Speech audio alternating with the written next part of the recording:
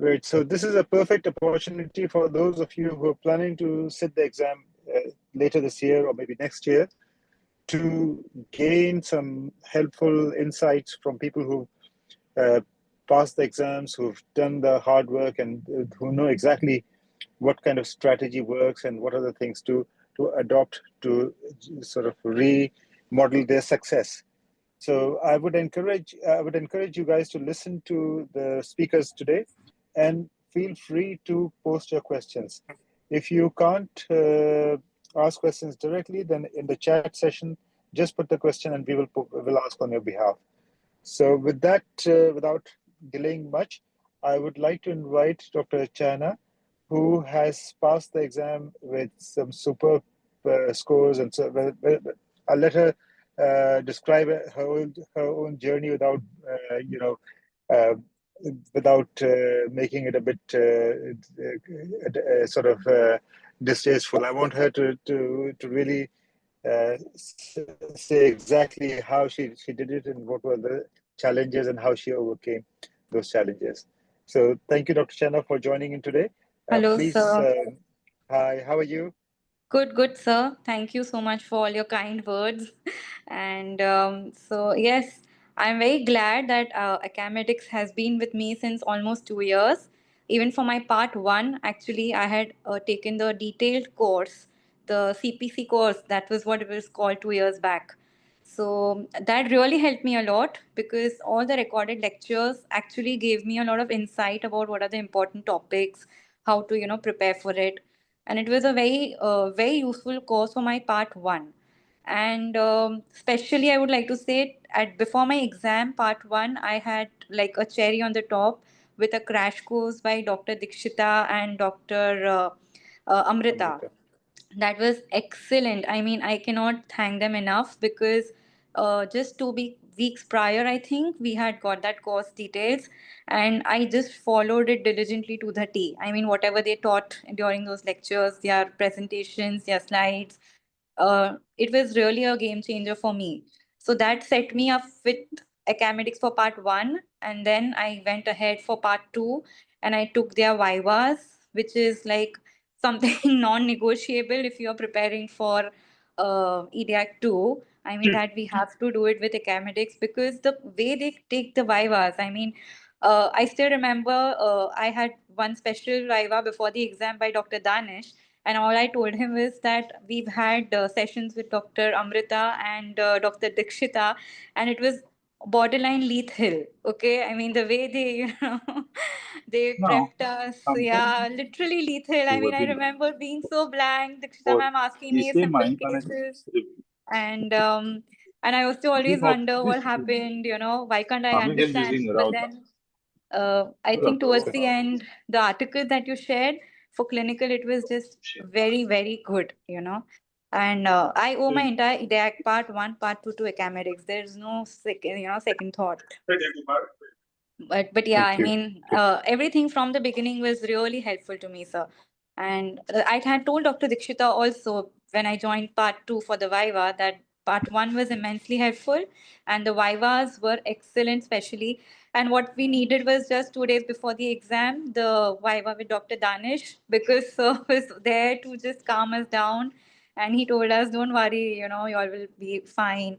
That was a very good thing also, sir, like that you took 2 days before, like only 5 or 6 of us were there for the Vivas, and you went into details about really the important topics, how to prepare in the, at the end moment, how to keep ourselves composed. I think all these things really matter because everybody has the material to study. I'm sure everybody knows the master pass, the plunkets, and everything. You don't need to tell them. But this is what is needed to give that edge. Because my exam was not so simple and straightforward like what others I've had earlier. I was asked a bit detail about pain, stats, and we had few things discussed during for pain very well in detail in our Viva courses.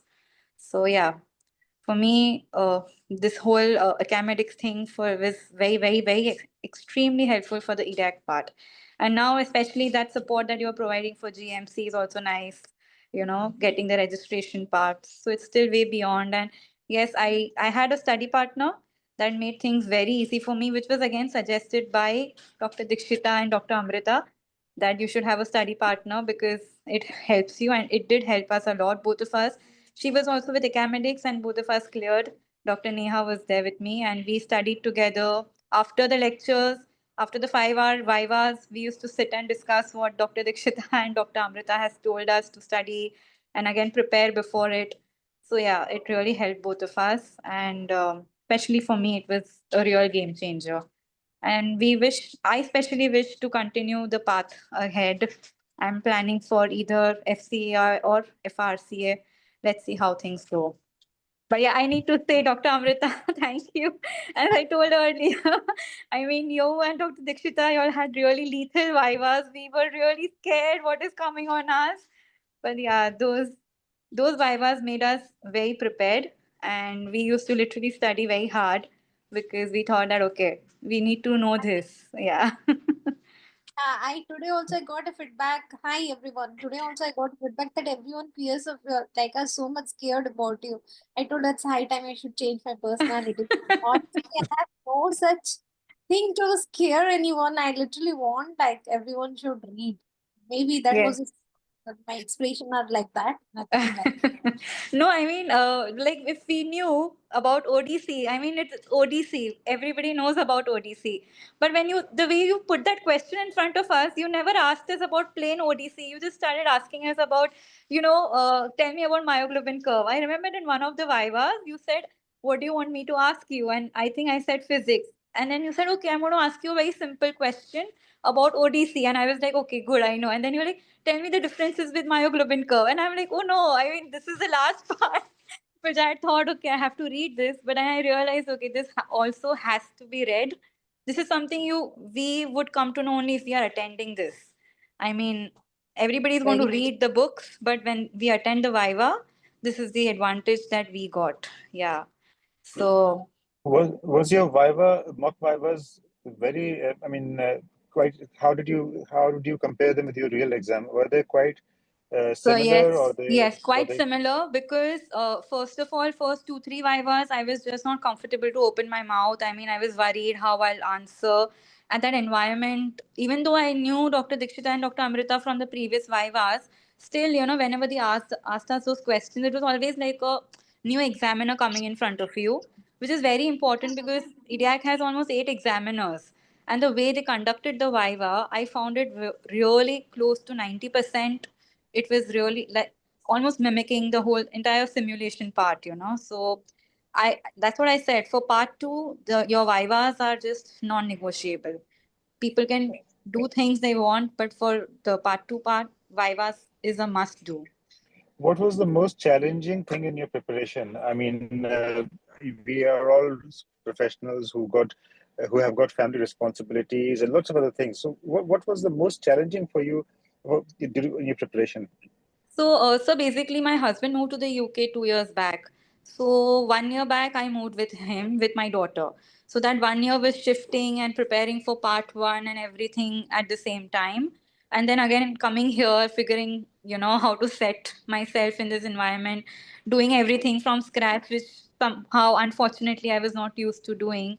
And so we had that problem. Secondly, because of my daughter, I had responsibilities also for her. So, and I had taken a few observer posts and clinical attachments. So those periods were completely very difficult for me to, study. But then eventually, with the spaced out Vivas, we got that 1 week time to prepare before the Viva every Saturday. We had Saturday slots. So it was very good. And if I would have known earlier, I think I would have gone for the topic based also because that covered everything practically. But still, I was a bit late and I took up the 10 or 11 Viva thing. I think I'm not sure. But then, yeah, it was very helpful for me. Great.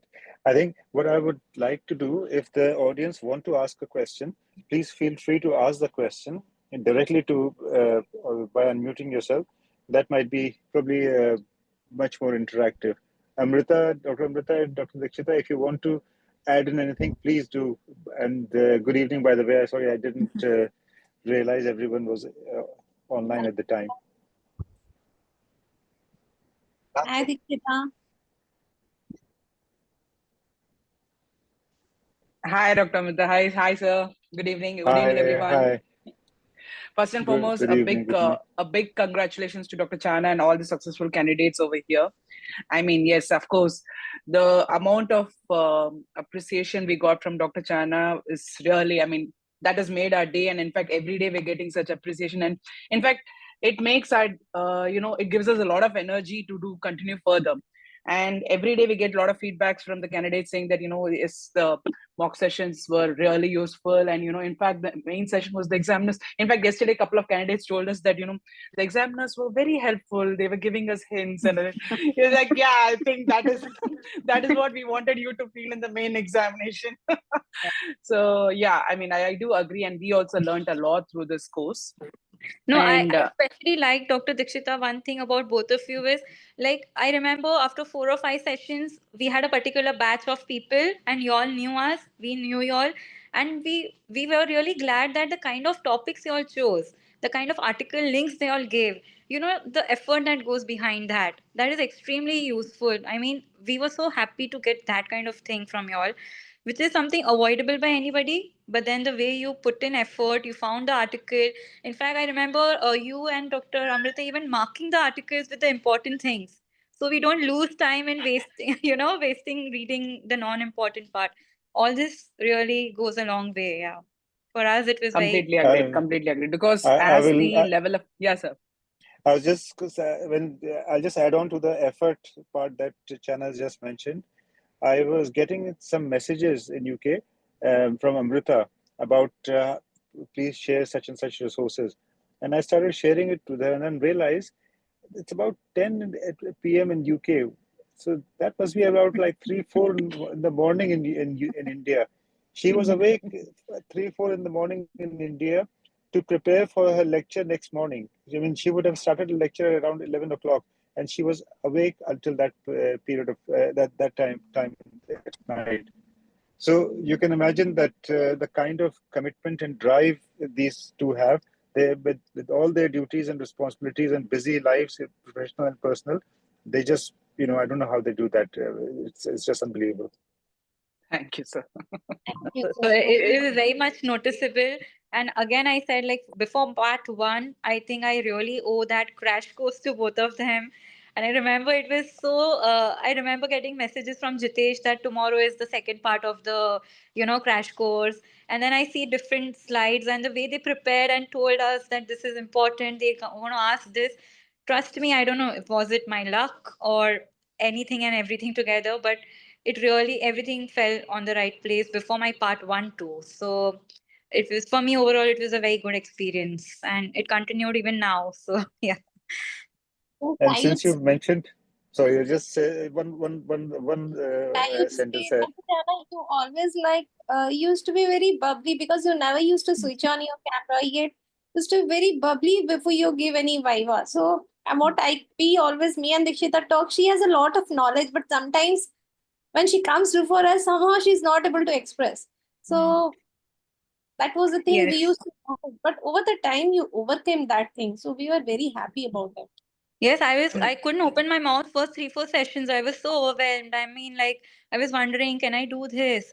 But then I saw everybody, and like, literally Amrita ma'am and Dikshita ma'am, they have the I way have of to add repeating one things thing in out. this. I have to add one very important thing in this. I remember Dr. Chahna once, there was a candidate, I'm not able to remember the name. She motivated her to participate in the Viva. After a couple of Vivas, she was motivated. Do you remember Dr. Chahna? There was a Yes, yes, candidate. yes, yeah. Because she was just like me, ma'am. She was just like me. Both of us were so scared to just answer anything. Yeah, And she then, didn't want to participate yeah. actively, but then she motivated her, no, come on, we'll all help you. So that was the team effort we had during Yeah. these mock Vivas as well. So I really appreciate it just struck my mind immediately what you did that time. Yeah, but the whole batch was very nice. We all had a good time. I mean, I remember everybody even, helping each other out when we had difficult questions coming from Dr. Amrita, and we all were like, and then ma'am used to say, nobody's giving the correct answer in the chat box. Nobody's giving correct answer. And we were wondering what is going wrong, what is ma'am expecting of us? So yeah, it was a good, I think that whole batch, everybody has had a good time, I'm sure. Preparation and as well as during the exam. Yeah. And as you said about encouraging you guys, after like 4 or 5 hours of Viva, Dikshita, Amrita, and sometimes myself as well, we have a discussion about how each candidate is performing and what is the way to encourage that candidate to get to the next level. So we just don't leave you at that Viva. There is always an after conversation that goes on, that just to boost your performance and see if we can nurture you further. So Yes, sir. it's very personalized sort of effort that especially Amrita and Dikshita can put. My role is basically just to just to arrive, give some screen time basically. But Yeah, no, real hard it work. just comes And across very clearly, sir, that effort, all of you, the whole team that puts, it's very much evident for the candidates. We are all Thank very you, busy, thank you know, as I said earlier, and none of this would have been possible without the contribution from Mr. Jitesh, because he is the one who's doing so much work behind the scene, coordinating, contacting us, communicating with the faculty, and that is that is really something that makes all this very functional. Without his role, these things wouldn't have happened. So I really like to give an extra sort of note of thanks to Jitesh for his hard work in all this. Somebody's asking you about what resource did you use for Edaic 1 preparation, or any So, course that you particularly you took yes, in I did the Akamedics course. I did the CPC. I the started my CPC. journey from there. Yeah, the one with entire system-based Vivas for the whole thing. I don't know if it's called CPC now. That CPC, was yeah. 20. Yeah, so I did in 23. I started taking the course for 24 exam. So we had a whole every system-wise Vivas for each topic. I remember. It had almost it's very much in detail, about everything that you need to study. Of course, I reinforced it with my master pass, and towards the end, I started doing my MCQs.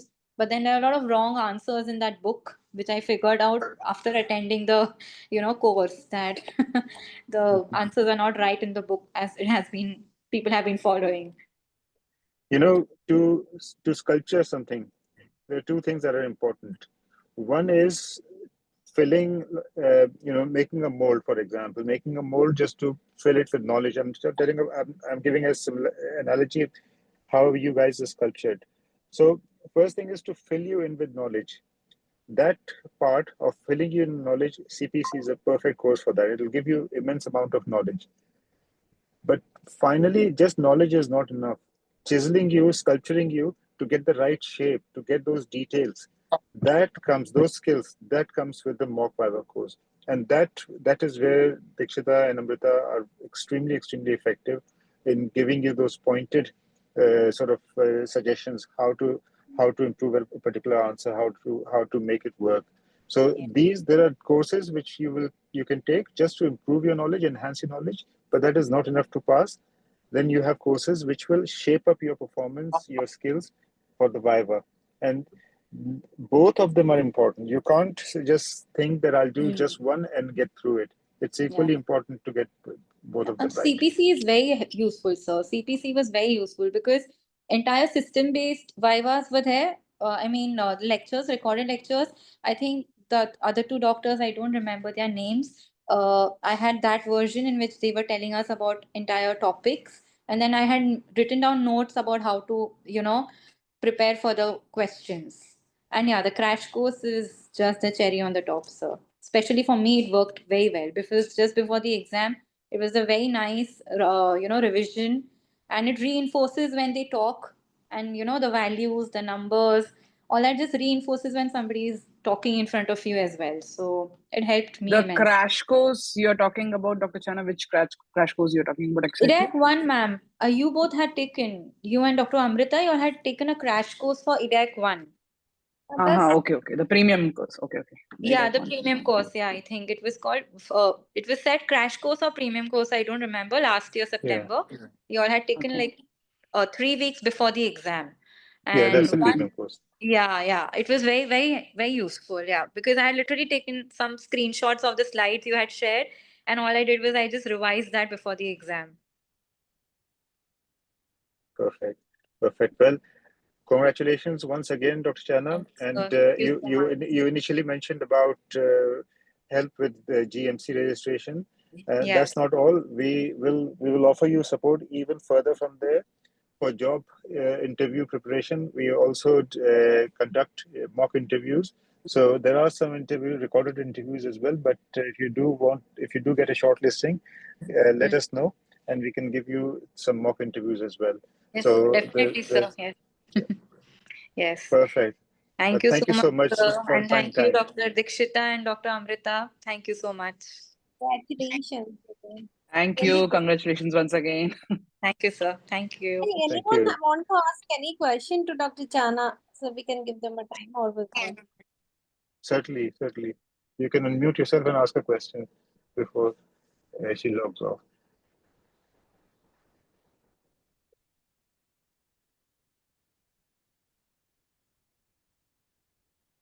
I think I think they're posting in the chat box, like one of the candidates mentioned about the books. What books for Edaic 2, please?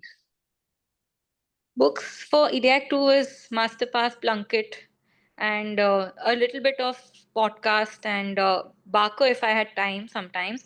But clinical I have done from your articles, frankly. Initially, what I had studied from Masterpass 3, and then last 1 month, it was just the articles that you all had shared during the Viva because they were really more than sufficient for revision. Those were very important. Physics and Pharmac, Plunkett, and Masterpass. Physiology, Plunkett, yeah. I think all that also you all had told us when we started the Viva. So again, that helped us to confirm that, okay, this is where we need to study from, yeah. that's wonderful. Thank you so much again, Dr. Thank you, Chahna. sir. Wishing Thank you all the you. best and Thanks a lot. have a lovely evening. Thank you. Same to you, sir. Thank you so much. Thank you. Thank you. I would like to invite Dr. Santosh, who's also one of the candidates who's just passed the exam, and he's literally just flown to India. So thank you for finding time with your jet lag and with your family commitments to really come online and share your experience with us. So Dr. Santosh is based in UK, and his wife is working as an anesthetist. At the same time, he was preparing for his exam. So that with his experience of the exam and his preparation, let me introduce you to Dr. Santosh for today. Dr. Santosh, please unmute yourself. Yeah, I am here, sir. Hi, Thank how you. are It's a you? pleasure being here. I'm good, sir. Congratulations. Thank you. How are you? Thank you. Thank you, ma'am. We're very good, and Congratulations. we'll love to see the smiling face after the fantastic. I mean, Yeah. even I'm desperate for this a long-awaited smile. Absolutely. So, Dr. Santosh, please tell the audience about your experience about the preparation as well as your experience about the exam, challenges in the preparation, and how did you find the exam? All that they need to know when they start preparing for this exam. Yeah, I stopped working here and we moved to the UK as my wife got a job here in the UK. So I was kind of cut midway, and I passed my EDAC 1 in 21, I guess 21. 22 I was supposed to give the exam, I couldn't give it. 23 and 24 again, I don't know, the preparation didn't stick on, and I was not successful in those attempts. But this time, like, it was do or die situation for me, and really I got all the help I needed. The course, the topic based why was, I wish I had got into it sooner, but I was glad I got it in time. And the topic based why was really helped. I was clueless what to read or how to read, I don't know. The topic based why was gave me some direction, like finish off these topics by the end of the week. It was a nice motivation. And towards the end, again, mark why was, I wish I had more sessions with Dr. Yasser and Dr. Danish sir. But I'm glad whatever sessions I got, those really helped me with the confidence. I'm sure Dr. Dikshita and Dr. Amrita must have realized how underconfident I was in the beginning sessions. I was away from work basically, so the confidence was very low. But yeah, whatever sessions I got, it was a slow progress, but eventually I got there somehow. I'm glad I did the course. Thank you so much for the support. Most welcome. Yeah, How was the exam? What were the challenges during the exam? exam again, sir. I mean, see, we were trying to get a date so that by the time we clear I mean, hopefully I clear the exam and be ready for the recruitment, whatever is available. So I was trying to find an earlier date. The online centers were like too close or too far away. So the most practical session I could find was in May, and it was offline. Sweden again. I had to travel, leaving my wife and kid behind. I have a small baby. He's like 10 months old, and just the day, 2 days before the travel, she had a fracture. So it was kind of tricky situation for me. Who had a fracture? Your Somehow, wife or your wife? Your wife my had a wife, fracture. sir. Yes, Yeah, yes, it is. yeah. But she supported me like all the way, and she said, "Okay, I'll take care of the baby. You just go clear, manage the exam." Yeah, that was some tough time for me. But and the offline, the travel to Sweden, I don't know. It was my luck. The visa was a big issue. I got the visa like 3 days before the travel. All Wow, those, wow. I think, okay, the destiny played some part, turned it in the favor. And this is a real challenge. And Yeah. I there was a candidate for this weekend for who had an exam in Portugal, and unfortunately couldn't get a visa. So it's very important that all of you take the visa thing very, very seriously and make sure that you apply well before time. You use the premium service, whichever is most expensive service, to get it as quickly as possible, because it gives you stress, and if it gets rejected, it's very heartbreaking that all the hard work just gets wasted. So the visa is something very, very vital. Please carry on. Yeah, yes, sir. I mean, previously it was an offline process. I mean, I had to manually fill in the application and send it. It was quite simple, but this time they made it some complicated process, and it was very confusing. And they replied very late, whatever the query was. So it was very challenging actually. And the exam day again, it was my first time giving offline. So. Uh, Luckily I got the accommodation nearby to the center, and on the day of center I thought, okay, language will be a problem, communication will be a problem. But my wife, she I mean, along with the mock vivas which I gave with you, my wife also, she conducted so many sessions and helped me speak a bit more confidently. I was not sure if I'd be able to speak fluently, communicate clearly. I mean, whatever the idea was. Most of them were Europeans, the examiners. It was a bit tricky to catch their accent as well. I had to so many times I had to ask them to repeat the question, but they were really helpful. They didn't mind me asking repeatedly, asking me to repeat the questions. So they were really helpful. And I must thank Dr. Dikshita and Dr. Amrita for being so tough on the Viva sessions. That actual exam felt like a piece of cake. Thank you so much. Thank you. Actually, Dr. Santosh, if I remember your last two Vivas, you did very good. I don't know. Now it's a time to thank your wife for our efforts. But last two Viva, especially, I remember you and there was the other girl. I'm just skipping her name. Palak. Palak, Dr. Palak. Palak, yeah. So that time that both two Vivas, that time itself, me and Dikshita, we had discussed he is going to clear it off. So when you had your exam, Thanks to you. one of my resident, he was asking me what happened to Dr. Santosh. I don't know the result, but he must have cleared it off. That I know him Yeah, from the last.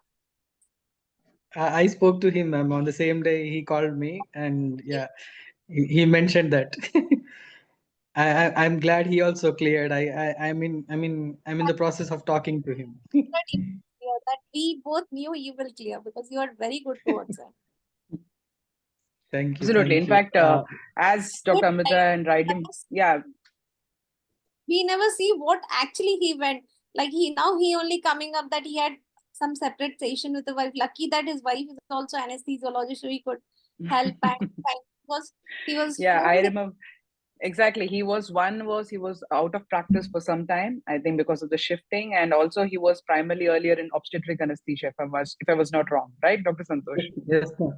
Yeah, You most of my practice I was obstetrics. obs, yeah. So that way he was initially definitely like, during the initial sessions, he was not coming out much. But later on, we really saw the progress. I mean, he was one candidate, we really saw that progress from the beginning. And it's every time steadily going up. And that was like really good. And he was sincere enough to attend both the topic based and the mock Vivas, whatever sessions he could get, he really grabbed the opportunity. And I think that was a big credit for you. The dedication you put forward, the efforts you put forward really mattered a lot more. I just want to ask you one thing, like, since you, yeah, Yes, ma'am. Oh, Viva now, no, don't no. worry. Okay, Please. so now that you are, I mean, since you've finished the exam and in this, like, how did you actually feel these Vivas really would help you further down in the other exams and your overall practice? I mean, definitely, ma'am. I mean, for me personally, I mean, communication was always an issue, a problem for me. I mean, these Vivas really helped me to like just whatever comes to the mind, just don't get stuck there. Try to just express yourself or whatever the options. Even if you're wrong, just talk first. Then ultimately you will reach a solution. You will reach a correct what you call consensus, and which you can work out later on. But the So basically, confidence you could and overcome that panic in an unfamiliar situation. I mean, you could get a framework-based definitely. approach. So that's what I mean. Like, I think I have learned. I myself had learned this first thing. Like, I'm sure Dr. Amrita would agree with me. Like when we attended first this Akamedics course, we were like, again, we were clueless. I mean, I was way behind in my preparation, but of course, I learned that framework-based approach of answering or tackling any situation is what I learned, and you rightly imbibe that policy a lot. Definitely, ma'am. Anyway, I mean, okay. I just forgot what I wanted to say. I'm sorry. That's okay. I know sometimes our happiness overwhelms us with words. The good thing, I'm currently I am currently facing with a new challenge. So now you have to again the have good some thing is Ma'am? the good thing is that no marks will be deducted if you forget to anything Answer in now. this session. Yeah, Yeah. I have to give my English exam again. I'm just currently struggling with that. I'm sure Anyways, it'll be fine. It'll be fine. Thank you so much, Santosh. Any questions from the audience? Please feel free to unmute yourself and ask the question. This is an interactive so I section. just want, there is a Yeah. message in the group. Oh, I think that you've already replied for it. Okay, there's a message regarding the chest X-ray photo series interpretation, how to prepare to these candidates, it was asked to Dr. Chahna and Dr. Santosh. I see. What I did see, you but you people can, do for them? I think, you've Yeah. already replied. Okay. Yeah, okay, got it. I mean, X-rays and ECGs, whatever. I mean, I think the poker session was really helpful actually. You covered so many investigations. I mean, the ultrasound, the CTs, and everything you covered in those. It was like covered most of the session topics. Again, coming to ECGs and X-rays, in topic-based Vivas, you will definitely get some scenarios. The main criteria is to just try to. They asked me this actually. They showed me an X-ray and they showed me an ECG. Answer it systematically. Even if you, I mean, getting the correct diagnosis is secondary. Actually, the main criteria is to answer approach to the ECG and X-ray systematically. They are marking points for those. I mean, I am 100% sure I didn't get the ECG right, but he was satisfied with my approach. Absolutely. It's so That's a important very to good take point. both I mean, that's a very Yes, valid sir. point for the candidates who are going to Yes, sir. appear. I mean, Yeah, the approach. same what like Dr. Santosh said. Even I had a CT brain with SOL, and I remember like how y'all had taught us to read the X-ray. I just went point wise till I reached the diagnosis. He was happy hearing SOL, and he asked me for few DDs which I could answer. So he was okay when I started off in that systematic manner. I think y'all had taught us how to read the X-ray the same way about the CT and images. So yeah, that is that answering in a particular manner is what is basically taught us here. Yeah. Wonderful, wonderful. Thank you so much, Dr. Santosh.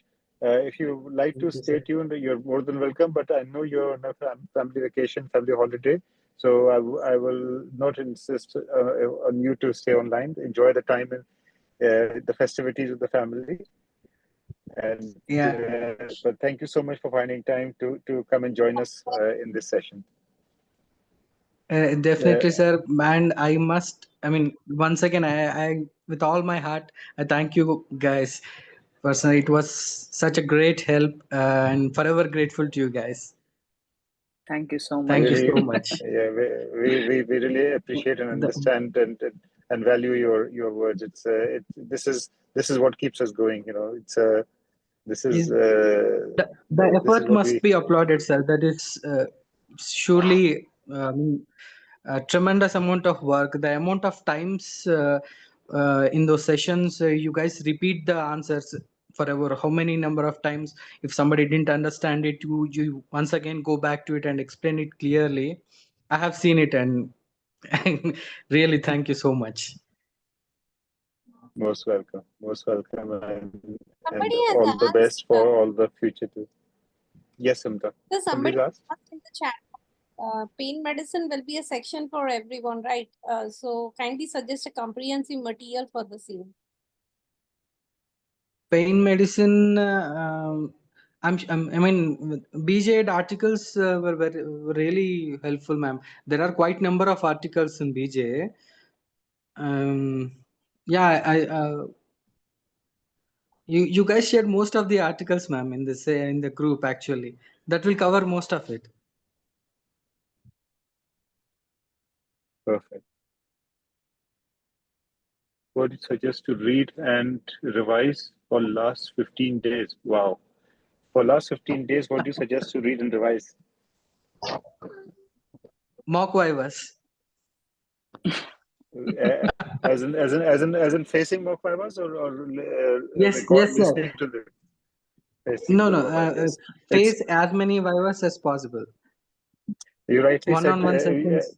yeah, because as I mentioned to you as well, Santosh, that if you revise from the books, you are just going to, go over the same text which you know already.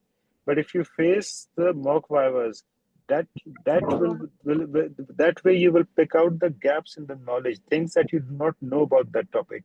So that will be worthwhile because once you recognize where the weaknesses are, you can fill it up.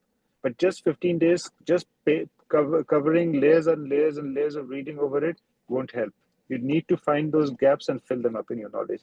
And that's where In these fact, mock the vivas. heat of that, exactly, that heat of that moment when you face those vivas and when you listen to the answers in that particular session, I'm sure that is equivalent to 10 revisions.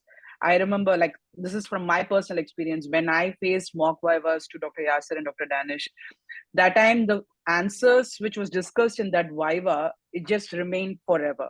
I still remember the questions I was being asked that time. It's like 5 years back, but still I remember the questions I was being asked that time. So I think attending, as Dr. Santosh rightly mentioned, the facing the vivas, facing the questions, facing and that time discussion of those answers when you are the candidate who's facing the viva, more than the candidates who are, I mean, when you're as a part of the group or when you're listening to the recorded session, I think facing directly really matters. Absolutely. Thank you so I much, would just like Dr. to Santosh. Yeah. add one statement, sir. I mean, for the 15 days, okay, must and should face as many Vivas as possible. and I am sure most of the candidates who are giving the exams are working in a hospital, and they do practice clinical cases on a daily basis. So the clinical scenarios, most of it, if you know the correct approach, you just need to know the headings, the order in which you have to answer the relevant matter and all. You will definitely know it. So the last 15 days, just try to cover the basic sciences as much as possible, the graphs, pharmacology, and the physics part. Cover as much as that possible and face Vivas. You will definitely be able to answer of the clinical scenarios, definitely. So basic sciences is, you must know those things. So last 15 days, I would suggest revise those things. Thank you so much again, Dr. Santosh. And I wish you all the best and have a wonderful Thank you, sir. vacation. Thank you, sir. Thank you. Thank you. And Right. I would like to invite Dr. Sonali, if you joined in. I'm not sure I could see your name. Dr. Sonali Chaudhary, are you with us? Yes, you are. Hi, sir. How are you? Very good, thanks. How are you, Dr. I'm Sonali? also good, sir. Yeah, this is the first time I'm interacting with you face to face. I think we've always spoken on the phone. Yes, sir. So multiple times we have a talk, but on the phone only, sir. Yeah. Yes, So sir. I think it's how was your experience? And I know we interacted very briefly while I was in theater, and then the time Yes, of the sir. exam as well. So Yes, tell us sir. about your journey, about your exam journey, your exam preparation, how you felt while you're preparing. What was, where did you find the most challenging part of the preparation? Where did you find yourself lost in the, because most people when they start, they feel lost, where do I pick up, where do I even start, from which point? So what was that moment for you like? Sir, actually, I knew where I'm wrong and what is the most weakest subject of my preparation. So I know that I'm very weak in basic science, because basic science we have read in the MBBS only, but we haven't read during the MD preparation, during the MD examination. So my most important focus was on the basic science only. And for the clinical, in the part 2, clinical science, actually, I left most of the topics, because I was like the topics which is very strong, like the topics which we almost every day prepare in the OT. I never touched that topic, but yes, there are some topics like neuromuscular disorders and some rare topic which we do not practice in India and which do not practice in our government sector. So I only prepared that topics clinically by the articles which shared in the mock Vivas only. And for the basic science, I read from the book only, like from the podcast, from the master pass. Master pass, actually, sir, I only used during the revision only in the last few days, along with the EMA Plunkett for the basic science only. And yeah, this is the only strategy I have used during my preparation. And how was the exam experience? I remember you mentioning to me that I do not know exactly what happened to me, but I was full of confidence, and the way I was answering the questions was like I was in my bindas mode. I was not, Yes, sir. I had Yes, no sir. fear. Yes, sir. Sir, for the after the basic science Viva, when I said for the clinical Viva, so I was like very confident that clinically I can manage, because in the back of the mind, I was having a strategy like in any clinical Viva, I have to just close my eyes and start imagining the operation theater and what we do for the patient, and when the patient arrive for the pre-anesthetic checkup up to the extubation, everything. This was the only strategy for me, because I recently passed my master degree in the February, and purposefully I took the early exam, like on the April. So February, I think February 25th or I think 20th February, I passed my master degree, and on 27th April, I gave my part 2. And the part 1 I gave in my only in the PG preparation in the second year only. So it was a very short time, because I think March and April, only March and April. So after my MD exam, next day I decided to enroll this Akamedics mock Viva. So I called Jatin, and I told him that I don't have such budget right now for the Viva, but yes, can I give in installment? And he said, "Ki, ma'am, just give your Vivas. Don't take stress about the that money and all." So I enrolled for the Viva, and I start giving the Vivas. So the first Viva, I think the first Viva was with the Dr. Dikshita ma'am, and it was a very bad Viva. Matlab, I remember that day. She told me that you have a knowledge, but you don't know how to go systemically wise, because this thing I also have in my mind, that I have a knowledge and I know the content, but how to go systematically, this I don't have an idea, because in India, when we give the Vivas, we say randomly things, we have the things like we have to give the Viva only, but in the exams, in the Edaic 2, they go systemically. So starting from the anatomy, physiology, so these things will cover in the Viva only. So this is the only things which I have done, so. Perfect. Dr. Dikshita and Dr. Amrita, would you like to ask any questions to Sonali? No, so Sonali, non-exam questions. Remember, Sonali also one of the candidates who had a good knowledge, and she picked up with our course very nicely. And she is one of the girl, no matter whoever you ask the question, but she will be very active in chat box, replying whatever she knows. So we always urge every student to take part actively, because that is a way everyone learn. Because if you think, okay, let my turn comes, so she used the most part of it. Because I still remember, if Sonali is there, she will not let you go still all her doubts are cleared. Absolutely. That I was just going to add on to the same thing. I mean, she will utilize you to the maximum. She will take all the doubts cleared, and then she will leave us. Yes. And exhaust us is one of them with Sonali. She will exhaust till like we are breathing our last breaths. She will ensure she will get. So actually, I would say, sir, like if we have given her 50 or 60%, she also have given us 40-50%, because to answer her, even particularly me, I can say I always knew this girl is going to ask me 1 mile extra. So I also used to prepare and come for that one mile extra.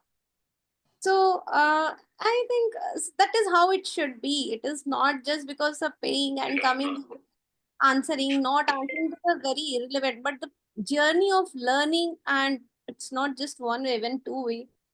And we also try to learn, like when I see used to, she was very enthusiastic to know new things and to answer.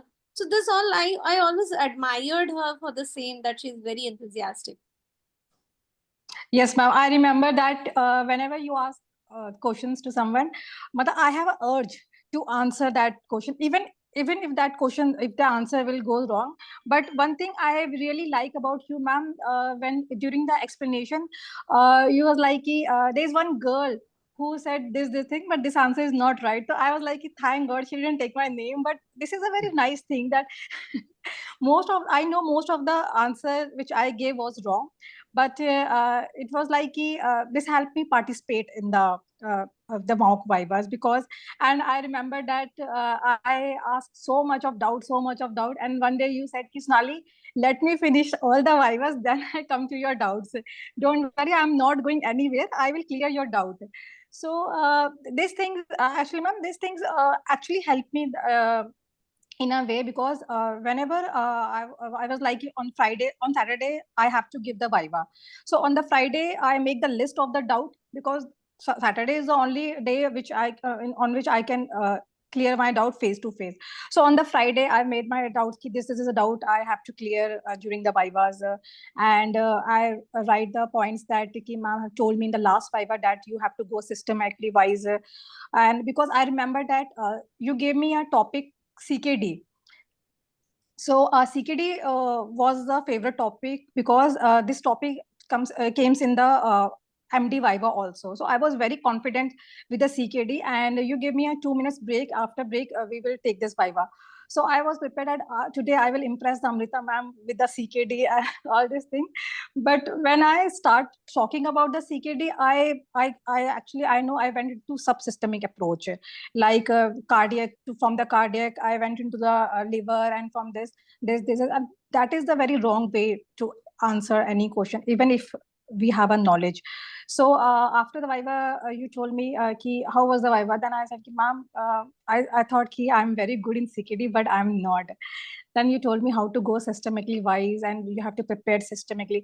After that, I tried myself to answer every question systemically by like CVS, okay, like cardiac, this thing happened, in respiratory, this is happening.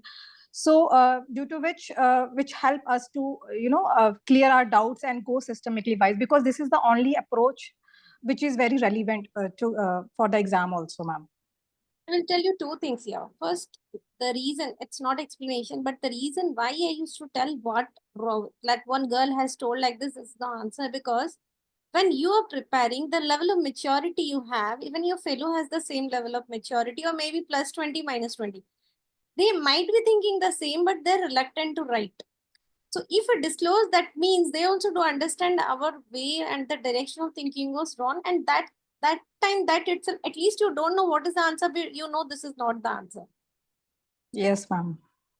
Second thing is what you told. Actually, even if you realize preparing with us for 2 months, 3 months, it's a 3-year MD course. How can we expect that we'll finish in 2 months or 3 months? What yes, we ma'am. a structured approach, like whatever question, as you correctly mentioned, no matter CKD or CVA or CAD, everything there is a way of answering, and there is a structured approach. If you follow the, like what Dr. Dikshita and I do agree, we have that structure, we teach the structure, and in the due course you imbibe that structure, you put some information, and finally it's a cake that is coming up. Like you have the proper, yes, ma'am, in a proper proportion, and there is a steps. So if you bake yes, the ma'am.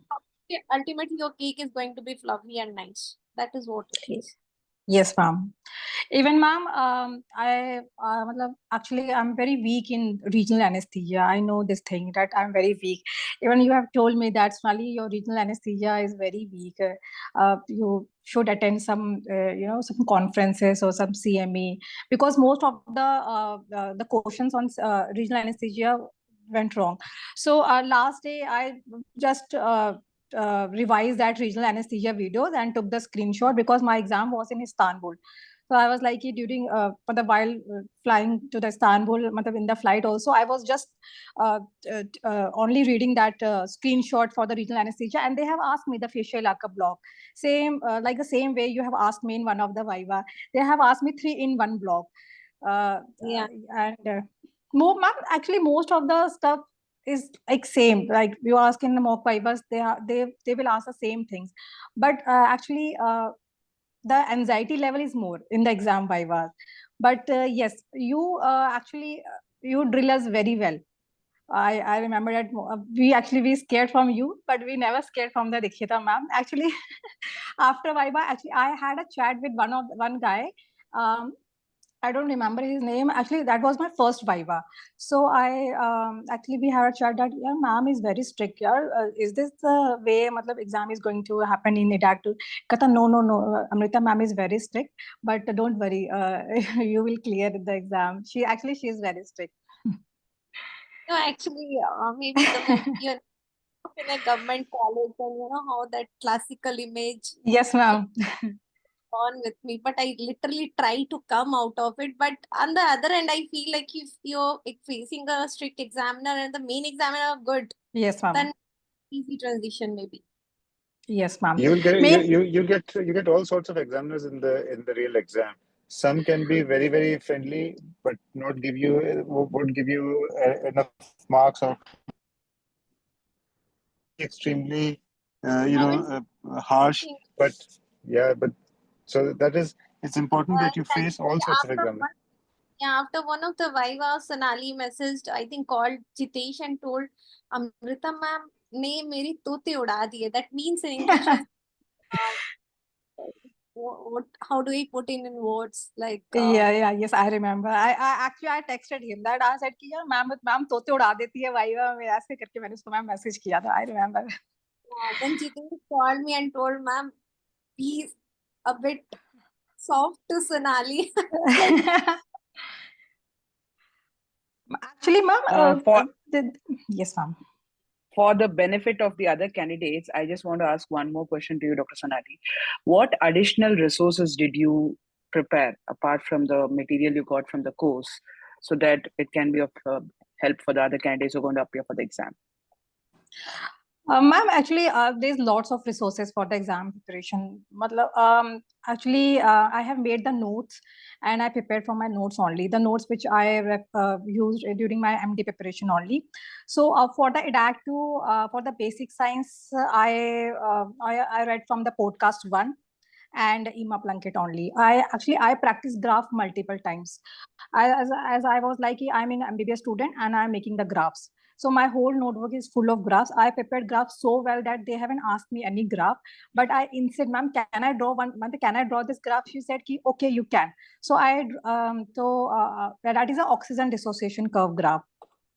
For the basic science, EMA Plunkett, podcast 1 and Masterpass, I revised last day, I think 1 or 2 days before my exam.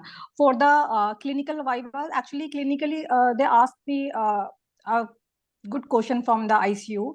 The ICU is very tough. ICU and pain management. The pain management question I also revised from the EMA Plunkett only and from the articles which you shared during the Vivas, during the mock Vivas, like BMG articles and same ATOW articles. Chahna ma'am and I have prepared the clinical from that articles only. We have discussed on the WhatsApp so many times, ma'am, the clinically from which source you are preparing for the clinical. She said, I'm preparing for this is articles only, the articles which shared on the mock Vivas. And I revised that article. Actually, I revise articles multiple times. Daily, I revise the weakest articles, like weakest topics of my preparation, like the questions from the neuromuscular disorders, cardiac disorders, and the serious disorder, which we do not practice normally.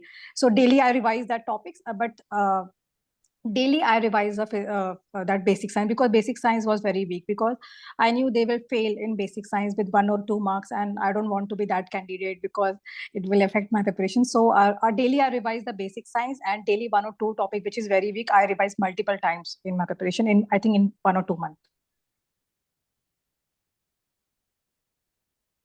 Any questions that you guys would like to ask Dr. Sonali?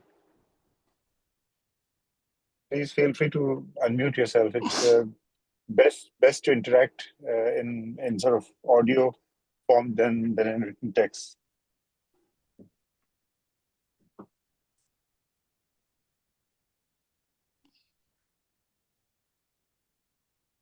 Okay, I think people are still very shy. They need some mock Vivas to be able to start opening up.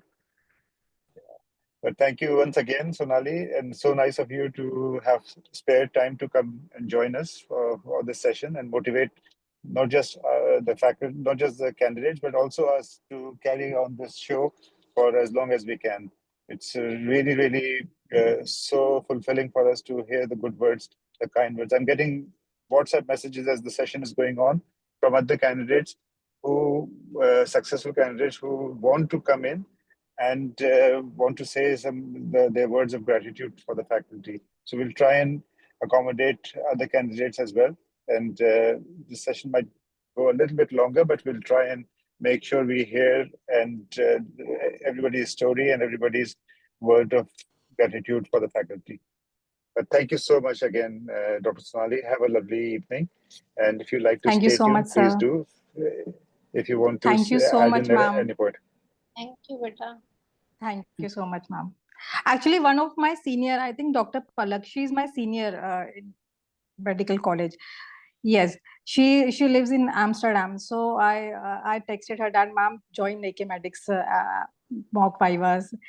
She's my senior. She passed as well.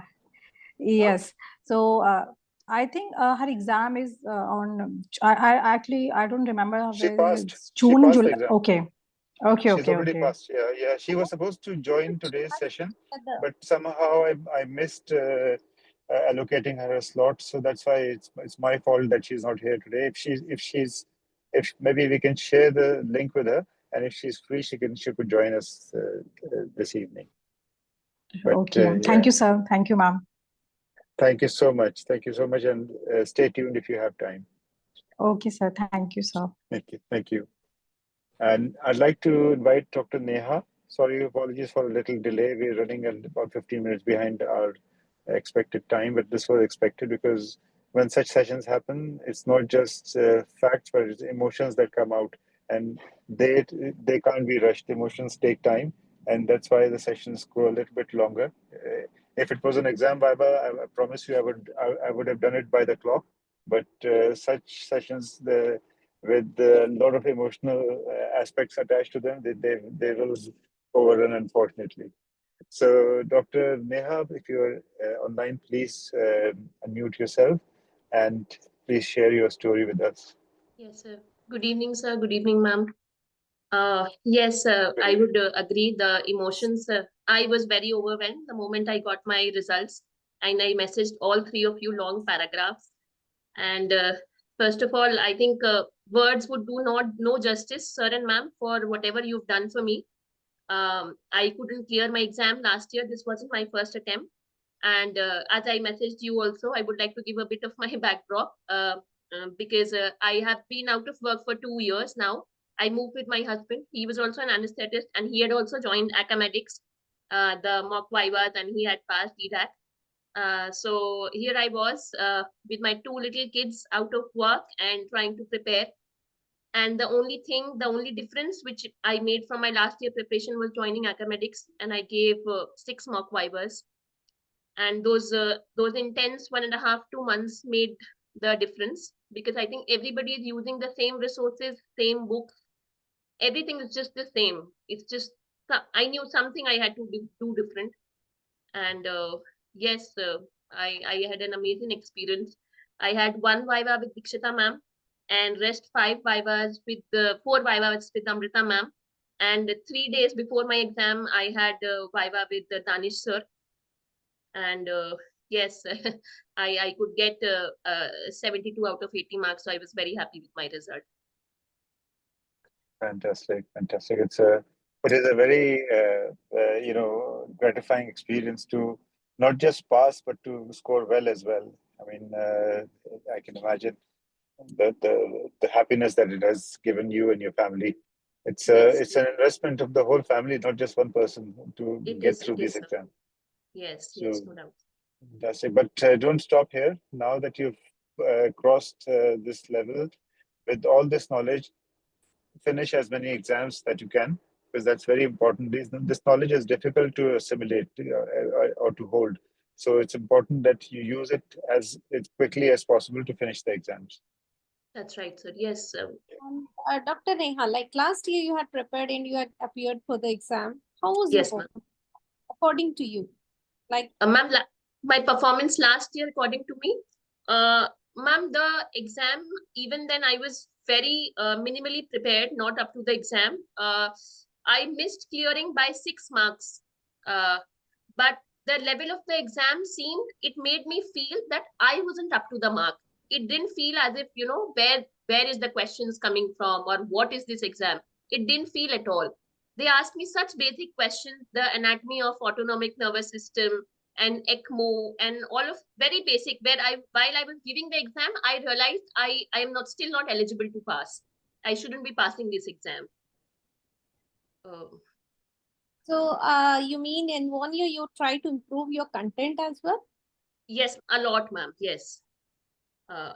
Question is, like most of the people ask, from where did you prepare your clinicals? Because you were with us for a very short time. So I'm sure I should not give all the credits to us. because in 6 weeks, maybe we taught you a structured approach or we covered wide variety of questions, but it is not possible to stuff you with content. So what was Right. your basic referral book for basic science as well as clinicals? And what extra kind of focus, regional, ICU, or the new trendings, some recent advances, or ECG X-ray, all this stuff? Because this is the most common doubt of most of the candidates. So can you just Right, guide ma'am. them? Yes, ma'am. Ma'am, I'll start with the basic sciences. For basic sciences, I was doing Master Pass, the Master Pass 1 and 2 for pharma, physio, critical incidents, and physics.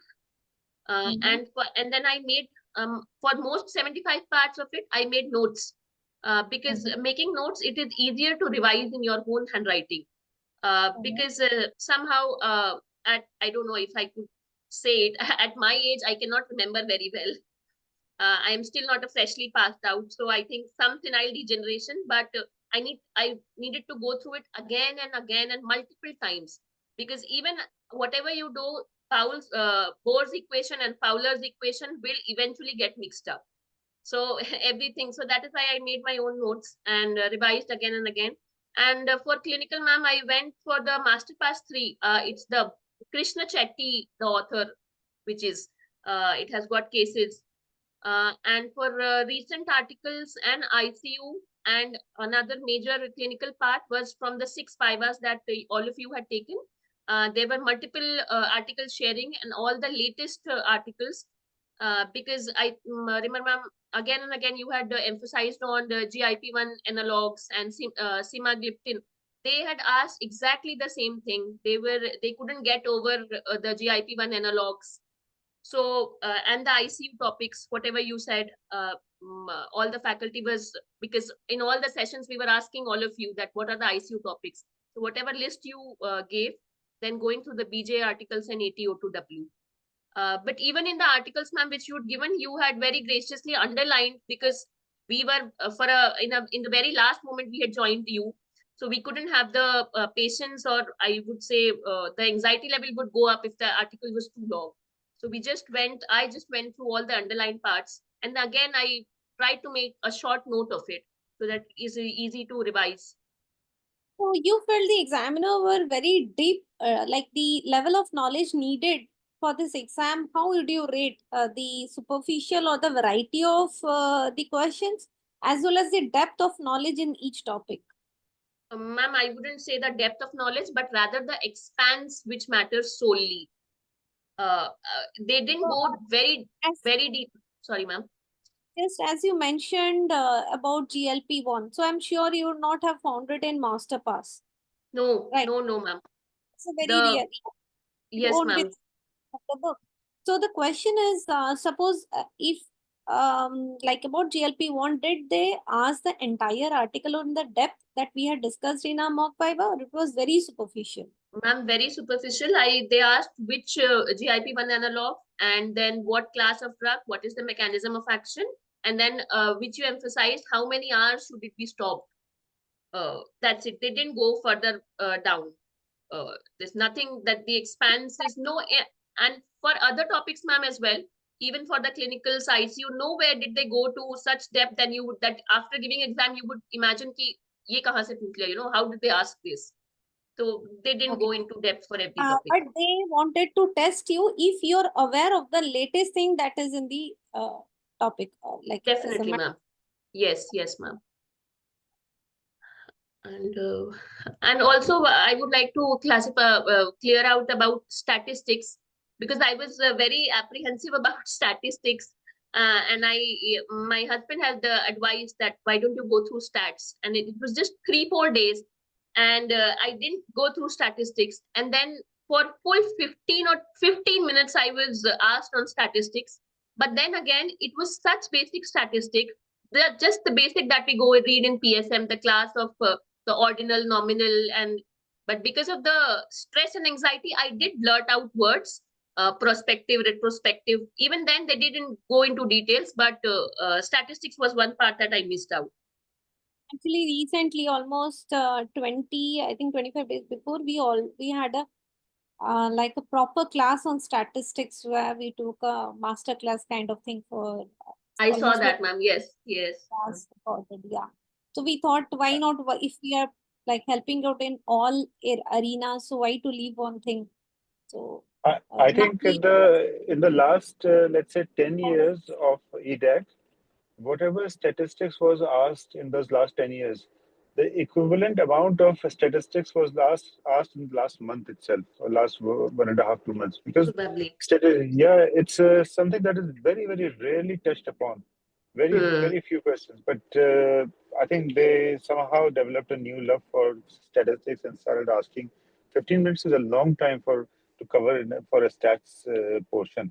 That means they're Yes. cutting back some significant amount from physiology and pharmacology or physics. So very, very, very unusual. But sir, even in those, sorry to interrupt you, sir. Even in those moments, because during the exam, the last Viva that I gave with sir said that during the exam, don't give yourself the verdict. Let them give the verdict. Because, I was feeling that, oh, it's gone now. My first two tables were very good. The third table was statistics. And then I'm beginning to feel, and then all those grilling Vivas, ma'am, which you had taken, they were intense 6-7 hour long sessions. And my study partner was Dr. Chahna.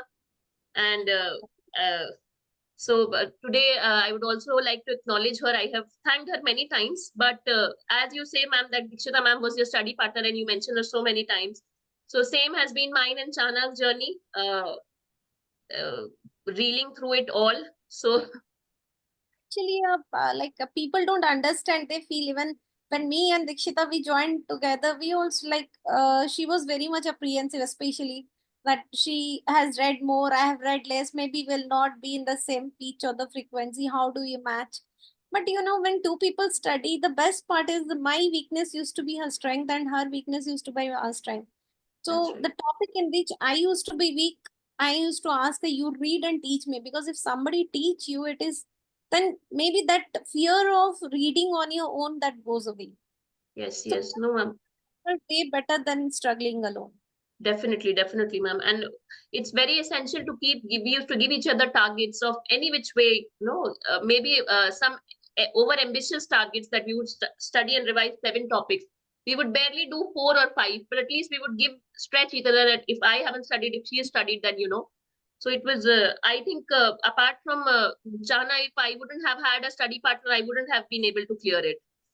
So that was very essential. And yes, ma'am, even so, I was saying that after those 6-7 grilling hour sessions with you, then I and Chahna would take some time off. After 20 minutes, we would call up each other like, oh my God, what a disastrous preparation. Where are we going to head? And then we would rant to each other. And then again, next day, we would build each other up and we'll say that, no, we'll give it a shot. Let's wait for another weekend. And let's see what happens with this time, Amrita ma'am. And then again, it went on. So anyway, see, the thing, what you should see on the positive thing, used to get bowled by my bowling. So is the same with the examiner. There also everything comes. So these are the strategy actually what we do. We purposefully, we pick up things in which you should know, even if you don't know how to answer it up. yes, ma'am. You should not give up. I'm sorry to come in, but yeah, Dr. Niha has really helped me a lot, and we both specially want to thank you and Dr. Dikshita for the grilling sessions, and Dr. Danish, especially the Viva 3 days before the exam. Oh, yes, After that, yes. we felt okay, we may just clear, because sir was so supportive. The Viva pattern was so different, and we realized that all examiners are going to be different. So, like you said, that mixture is what we got for our sessions. Yeah, I mean, this is what we try. We try, and every examiner has their own flavor, and you need to experience those different flavors to be able to face the real exam. And we may not be intentionally doing something, but it becomes a second nature, and that is why our Vivas are structured in that way. And this is what helps you guys. When you face different examiners, you'll really the preparation will be a lot more well-rounded and well and become rock solid actually. But the most important thing that you mentioned, Neha, never give up during the Viva. You want to give a verdict to yourself. It's a death sentence that you're writing for your own self. Definitely, sir. Wait for the examiner, because their perception might be completely different. You may give up, but the examiner hasn't given up on you. So keep working hard during the Viva. That's right, sir. That's right. And sir, even in the last Viva, the 3 days before you took a volley of questions. There were 2 rounds that each of us went through. I think there were 4 or 5 of us. And then in the last 3 days, I and Chahna revised just those questions from basic sciences. And sir, one of the questions you had asked something about the nerve structure, something related to the nerve. And that is why, and then in the exam, I was asked about the anatomy of the nerve, the layers of the nerve. And no, sir, you'd asked about the type of nerve fibers. Yeah. And so many questions literally came from those barrage of questions that you had put at us 3 days before. Because it is not, however smart we are, it is not possible to revise everything just because you feel like revising everything just 1 hour before the exam. So in that way also, we were very lucky that very, very wordly questions came from your last Viva, sir, the basic sciences. But yeah, those rapid Vivas are good in the sense that you will realize where your gaps are, because you're asked so much that your gaps become very apparent. None of those questions go in very depth, but you can straight away identify that I do not know this topic at all, or I do not know enough about this topic. But yes, when you then working on that topic, look in the exam, if you know enough about a topic, that's good enough to pass the exam, rather than not knowing a lot about one topic and not knowing anything about the other topic. That discrepancy is not forgivable. So that is important to know something adequate enough to pass through that particular question. That's true, sir. That's true. Thank you so much again, Niha, and for really coming forward and sharing your experience, and for your kind words. Our faculty, I don't know how Amrita, Dikshita, and myself are going to sleep tonight. We'll be over the moon today by hearing so much compliments from you guys. No, sir. As I said, the pleasure is only mine. I had messaged you also, and the moment 2 days after my result came, I messaged Jitesh. I said, listen, I want to talk about my experience. And is there going to be a time when I'm going to come? And even when sir messaged 3 days back, I said, I have been waiting for this moment, because sometimes when success really awaits you for a long time, you are that desperate. So this was my desperate moment to appear in these videos, to talk about, to come at a time to face all of you when it is not a Viva and when it is one of the success stories by all your kind wishes and graceness. So thank you so much, sir and ma'am, for whatever kind work you are doing. It cannot be measured in money. It cannot be, none of you have to put in, I realize all of you have your full-time careers and lives, and apart from that, giving such major time to all of us is really a service to the mankind, sir. Ma'am, thank you so much. Thank you for your nice words, and hopefully we'll see you again when you clear your FCI. So thank you so much. Let it be a recurrent thing. Sure, so yes, I think I'm getting lots of messages from people who want to join in as well. So what we'll do sort of shorter versions from all the candidates, rather than giving 15 minutes each. If all of you can spend 5 to 10 minutes each and share your experience, and then that way everybody gets a chance to speak. So I think I'll invite Aritra for as the next candidate. And I know Damien and Vijay Lakshmi, I haven't forgotten you guys. We will give you a platform once we finish with the regular candidates who are already booked for this session. So Aritra, are you able to share your experience with us? And thank you so much for coming forward and sparing time for this session today. How are you? Hello, good evening, sir. Good evening. How are you? Yes, I'm fine, and I'm just very overwhelmed by listening to all the experiences of the different candidates.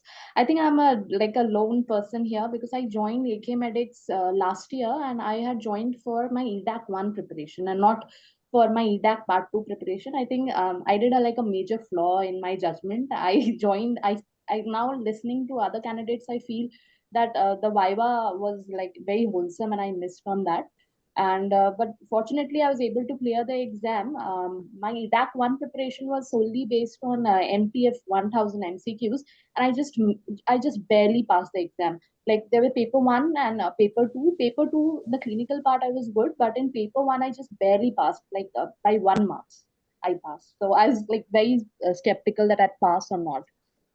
But like I started my journey for EDAC 1 like 2 months before the exam. So it was in September, and I started preparing in July. I moved to UK in July, and that's when I started preparing. And generally in UK, the summer months are very good. So I was most of the times going out with my husband and not preparing much. So I feel that my Part 1 preparation, Akamedics helped me a lot to pass. And I generally focused on the clinical and the emergency section. And in that paper I scored very well, but in the basic sciences I just did just once, and so I kind of lagged in that. So, and also the ETAC 1 paper I booked for Brussels, and the visa process was also very tricky. And to get the Schengen visa, my husband got a visa for Spain, and so I had to take this short detour to Spain as well for 1 day thing, because generally he said me that if you don't take a trip to that country, next visa recruitment would be difficult. So in August I took like a weekend trip to Spain. Fortunately then went to Brussels on September 14th or 13th. The exam was there, and we cleared. 4 weeks later our results came, and I fortunately cleared again. My paper A was I just barely passed. And then around January, last week of January, we booked for EDAC 2. And in EDAC 2, I wanted to clear it earlier because I had passed my DA exam, Diploma in Anesthesiology I've done. I passed in 2024 only, like in April 2024, and I moved to UK in July 2024. So I wanted to clear it as soon as possible because I was very eager to work, and I didn't wanted any backlogs in my career. I wanted to have a smooth experience. But while I was in UK, I wasn't working, but I was just solely studying. So my EDAC 2 experience was that I prepared for a very short time. Unfortunately, I was able to pass, and the resources that I used would be like for my basic sciences, I used MasterPass 1, MasterPass 2, and Emma Plunkett. And Emma Plunkett, I practiced a lot of graphs, but unfortunately, they didn't ask me any of the graphs. But in one of the tables, I mentioned that, ma'am, can I say, like, she asked me about this hypoxia curve or something. So I said, like, ma'am, can I give a graph? So she said, yeah, fine, you can provide a graph. So I provided for that. So my experience was that they didn't. A lot of like different things happened to me. There were always like scenarios that stepwise breakdown of the X-rays will be asked. So in my table 4, when X-rays were put forward to me, I asked my examiner, sir, should I do a stepwise breakdown of the X-ray? He told me that no, it is a spotter. You have to spot diagnose it. So my experience was slightly different. I wasn't expecting that, and what I was expecting, they completely threw me a curveball. No, you're expected to be a spot diagnosis. So it means like either you hit it or you lose it. So there's no like you don't get stepwise marking for that. So I was a bit apprehensive about that. So regarding my X-rays, I prepared from MasterPass 3, that Bobby Krishna Chetty. They have this nice breakdown, na? A, B, C, D, E, please rest in peace. So there's nice mnemonic around that, and I did from that. And then one another spotter was, I think, CT of head was there, and they had some bleeding, subarachnoid hemorrhage or something they had asked. So this was there. And for clinicals, what I prepared, like the books and the resources that others are asking was, I prepared from podcast final FRCA, but I was very selective in my preparation. I never took a book and did everything from that, except for MasterPass 1 and 2. MasterPass 1 and 2, like I did to the T. Like I started from page 1, I ended to the last, and I did that completely. So I think 1.5 months before exam, again, my whole exam is also another story only. Like I booked for Istanbul session April 26th, And that was a face-to-face exam, but just 2 days before the exam, there was an earthquake there. So our this offline thing was converted to online thing. Fortunately, I had not flown there. So I gave the exam from UK, comforts of my home, and I really liked it. Like I was very comfortable at home. So I think that was a blessing in disguise from me. And so the resources, again, I was telling, I use podcast Final FRCA for clinical and Masterpass 3. And then there is this resource mentioned in the Edaic guidelines by Mendonca. It's an old book, a 2009 book. Again, I did a very selective things from it, something which is even relevant today. I read few topics from that.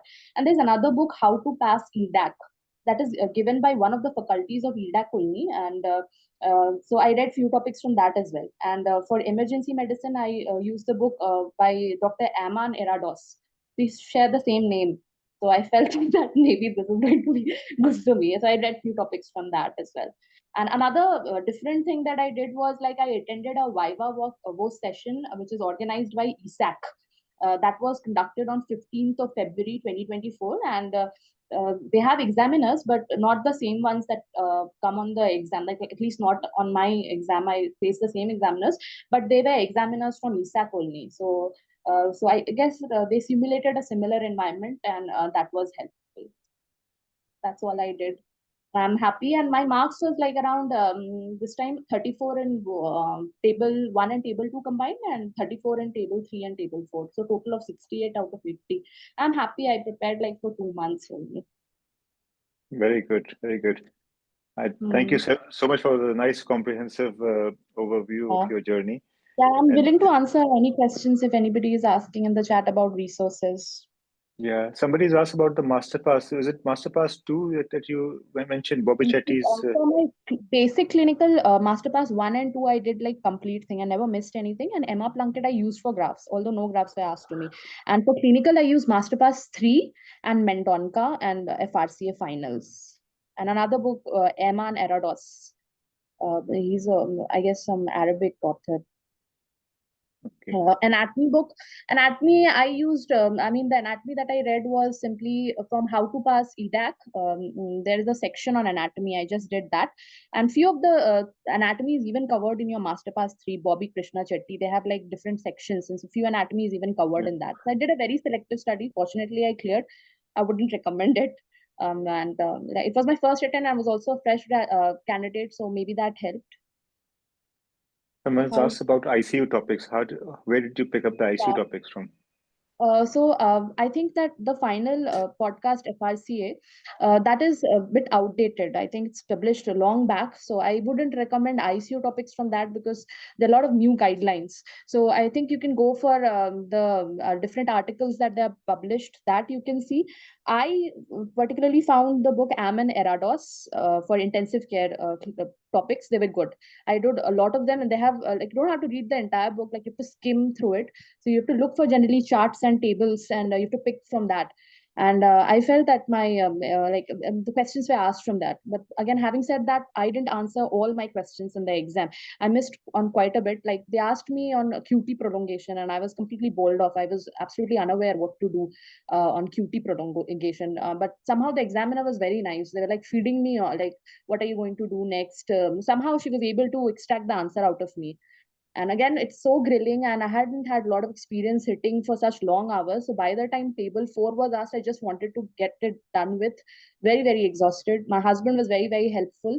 He's a non-medico, but he was very helpful. He was cooking the meals and providing me teas on the exam day and every day, like every single basis. So last few months, he was like absolutely taking care of me. So yeah, again, all my prayers, my parents and everyone. And again, another thing that I'd like to mention, Akamedics has also a WhatsApp group, which is very, very helpful. Every time you have to like prepare for an go and get a form filled for ESAT, it's such a hurdle. So the website crashes, and you have like no one, like nobody in your colleagues are giving. So you tend to connect with a lot of people on the Akamedics WhatsApp group. So I made a lot of friends from there, and I even found one study partner, and both of us worked, and she also passed her exam. Yeah. Thank you. That's fantastic, and so gratifying to hear these accounts where you all have come together for success. It's very, very, very sort of fulfilling to hear these stories. Yeah, thank you, sir. Any questions? Okay, that's it. I think Okay, that was about. another so question I'd like to even speak to you and other faculties. So, sir, since I've passed my exam in April 2024, and the convocation of the DNB was held in around May 2024. So now they don't hold these convocations every year. And Edaic is asking me that I will issue you the degree only when you give the full certificate, like your The completion certificate. A provisional will is not valid. So what should I do, ma'am? I have emailed the NBMS office. I got you. I remember you had asked the same question, I think, to Jitesh. I had this question. Actually, I'm MD, I have done my DNB as well. So I'm MD DNB, like it was a additional I have done. So initially they provide the provisional and convocation happens every 2 years, Hmm. right? Yes, ma'am. So So now what to and do? Like I can. that convocation happens on a grand way in Delhi. So I think it is very unlikely if they help you to do a separate one or they release your degree separately. At the same time, what you can do is you can put multiple mails to like doing CC to health departments and Ministry of Health and all. Go to multiple websites and pick up the mail and try to put this citing the mail that you got from a site that on the basis of provisional you cannot get your this thing clearance. So you need a definitive. So maybe like a special case they can consider your point and they will give you. They can provide. Yeah. So this is out of box which you can go and try. Yes, ma'am. It is not Ma'am, even I've contacted the NBMS and all, but they just give a very automated sort of reply on the communication portal. And there's another friend of me who has also passed a similar exam in the same year, and even she is facing some issues. So I was like, just wanting to know if there are other candidates who are facing a similar issue, then we can actually have a chat and send a combined email or something. So that can put pressure on them, maybe. Yes, ma'am. Ma'am, the same issue is with me also. I just currently passed my MD in February, and even I have only provisional degree. I gave the exam, Edaic exam, only on some document like I have completed the 3 year of MD, and I will submit my Edaic. I will submit my master degree after my exam, but still I have a provisional degree. So I mailed ESAC multiple times. They have said that they want a permanent degree. They're like Yes, ma'am. specially said that we want absolutely the specialist diploma degree and no Yes. other way out. Sonali, from where you MD? Ma'am, I completed my master degree in GMC Jammu, ma'am. Yeah, you can get it. Actually, Yes, ma'am. MP can Actually, get it, yes. yes, ma'am. Still both. Actually, I have made the affidavit from the government. Yes, That yes. yes, ma'am. I have come and I have made some DD demand draft of 2,000 something extra fees, and I have applied in my Jammu University that I want my degree because of my DAC degree. So they said that they will give me in within a month or 2 months, at least You 2 will months. get it. For you, it won't be a problem because MD is by the local universities. So on special case that because DNB is a centralized kind of exam, so their board is National Board of Examination, and they do conduct this convocation 2 years, and not even that year is not fixed, maybe 2 to 3 years. Because for my Yeah, it can be anything. yeah. So at it together, they will call everybody and they give that degree. And even if you don't want the parcel and do all the stuff. So MD people actually won't have you won't be on the same page as DNB until unless your university is very mischievous. I have written on the affidavit that I am taking the master degree before my convocation period, and even if any issue arise, I will resubmit my degree back. So they said that they will give me in 1 or 2 months. Doctor, I mean, I think you can do the same. Yes, like ma'am. but I'm not sure, like because it's a national board. I'm not sure how far. Ma'am, what we have decided is that there is a thing called online credential verification. So we are asking ESAC, basically requesting ESAC that you can contact our organization and they're going to verify our details. So if that is made possible, then we don't really require a degree. I mean, you can contact the NBMS board directly, DNB board, and you can confer you can ask for our details. The whole point is to confer the authenticity, like to know the authenticity of the candidate. So if you can do that, that'd be fine. But they haven't replied now. So we just sent the mail today, most likely by Monday, they're going to send any response. Great. Well, thank you so much, Dr. Eamon. I hope this is resolved. I mean, and I have no idea about DNB, to be honest, and how, but I do know that this red tapeism does work, and it does cause a problem. And one of my colleagues had this issue about he didn't have the FRCA or the in his hand at the time, but the chairman of the department, he wrote a letter that he's done 3 years of fellowship and blah blah blah, and based on that they were able to release. But I don't know if it will work from if such a similar letter is written from India or not. But these are the hurdles that you have to go through, and I mean, you have to be. All I can say in sort of coded words, that you have to be innovative about solving these problems. Yes, sir. See how you can innovate a way where you can work 2 or 3 people and to give you a solution.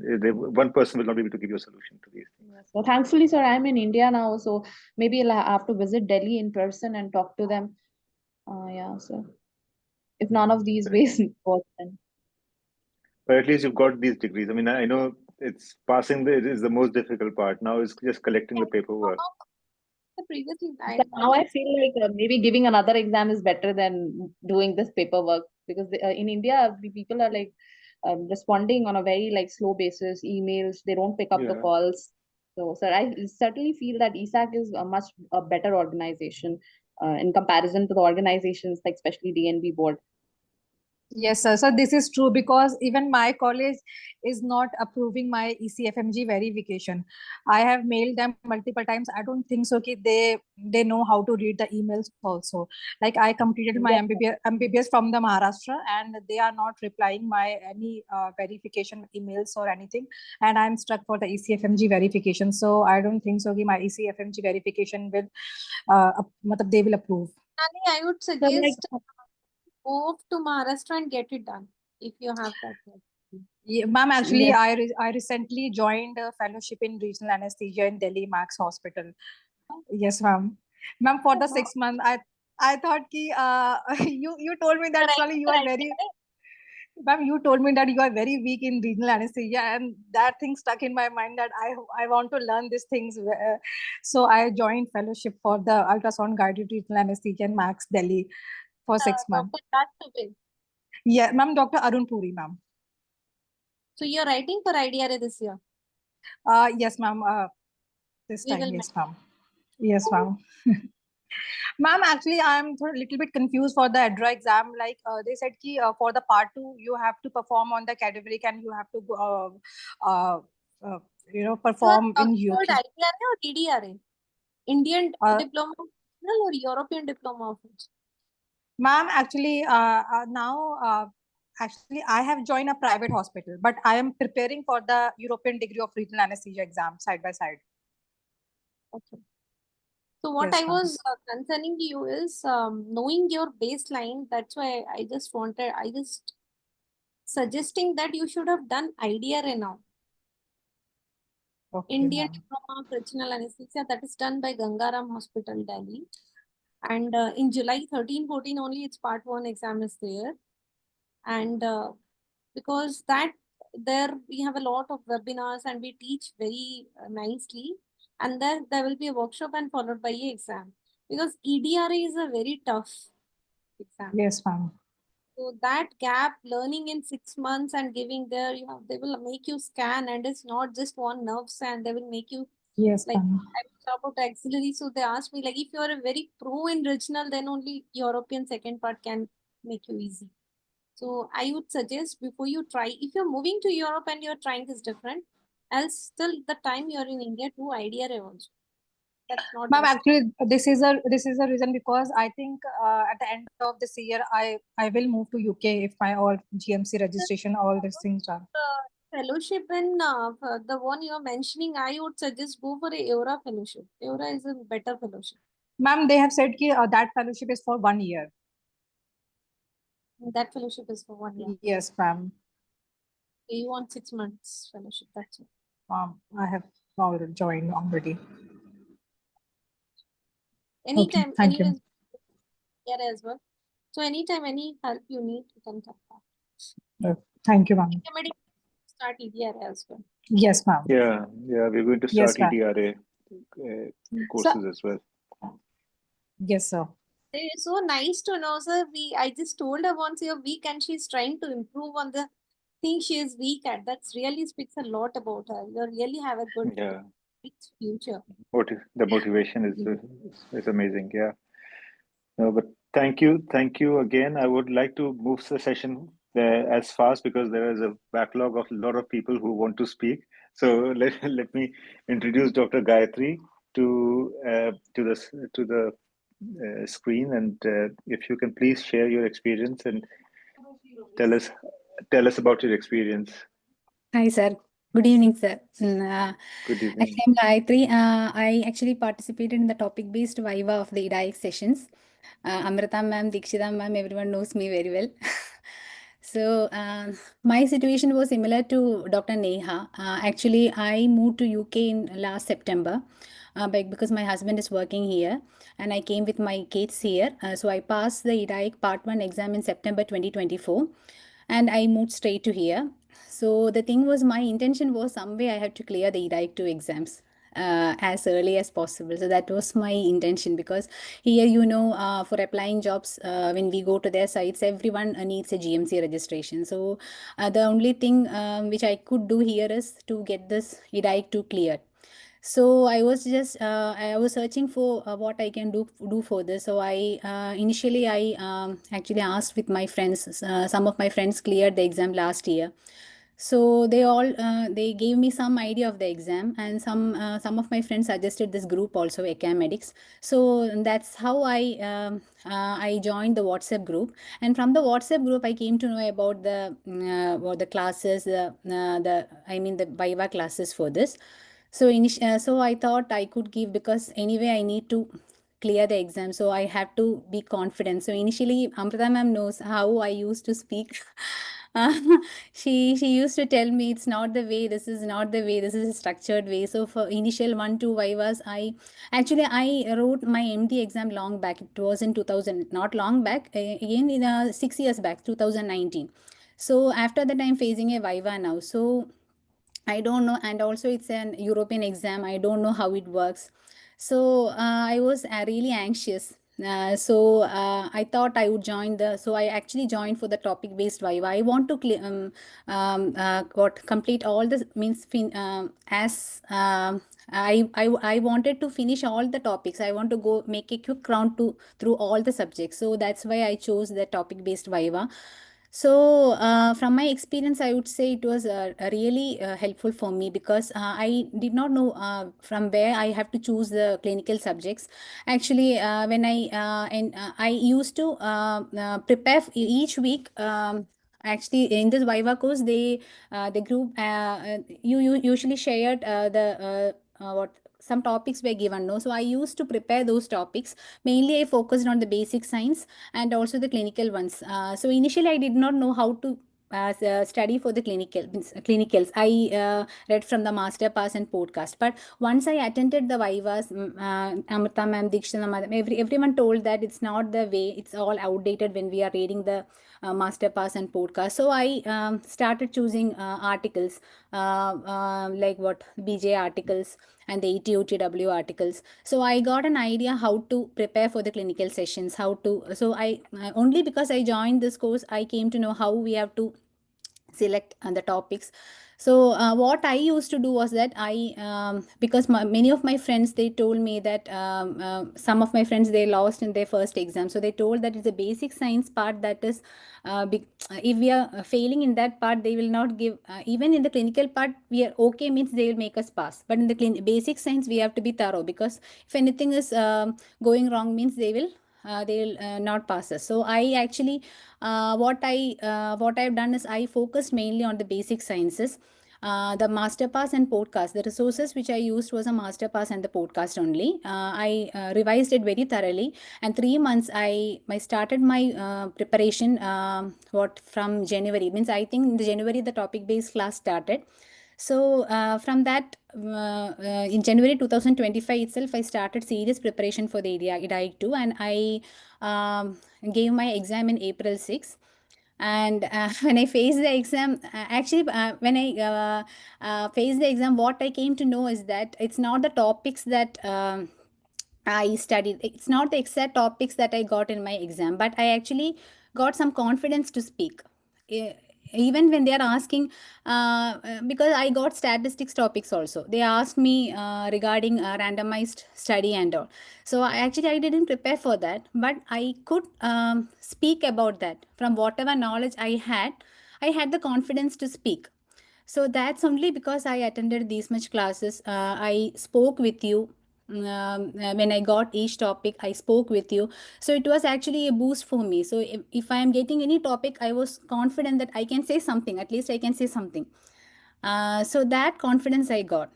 And that was my experience. And regarding the examiners, uh, two sessions examiners, they were I got 76 out of 80, and 39 in morning session, and 38 in morning session, and 38 in evening session. Actually, I didn't expect that marks also. I don't know how I got that marks. I wanted somehow I wanted to make it 61. That was my intention. When I was going for that exam. So when I faced the examiners also, in two sessions, I thought, I don't know whether I'll pass like that, because the expression from the examiners was like that. They'll not say anything. They'll just move on to other questions. I don't know whether what I'm saying is right or wrong. But two sessions, the examiners, they were very helpful. They were supportive. So that sessions, I thought I would anyway I'll score marks. So I was doubt about the other sessions. But after the results came, I knew that it's not about that. If we are saying we are not giving up, and we are saying, as Danish sir told me, we are saying means we'll get marks. It's not about a single topic and all. They'll actually each session, what I experienced was that it's not a single topic. They asked me about, they started with heart failure question, but again they'll they asked me the basic science in that. Again they went to osmolality, anything they can ask. But if they'll change the topics and ask. So that was my experience, and I am very grateful for the whole team of Akamedics, Danish sir, Amrita ma'am, Dikshita ma'am, everyone, for taking such a nice class and giving me some confidence so that I could got.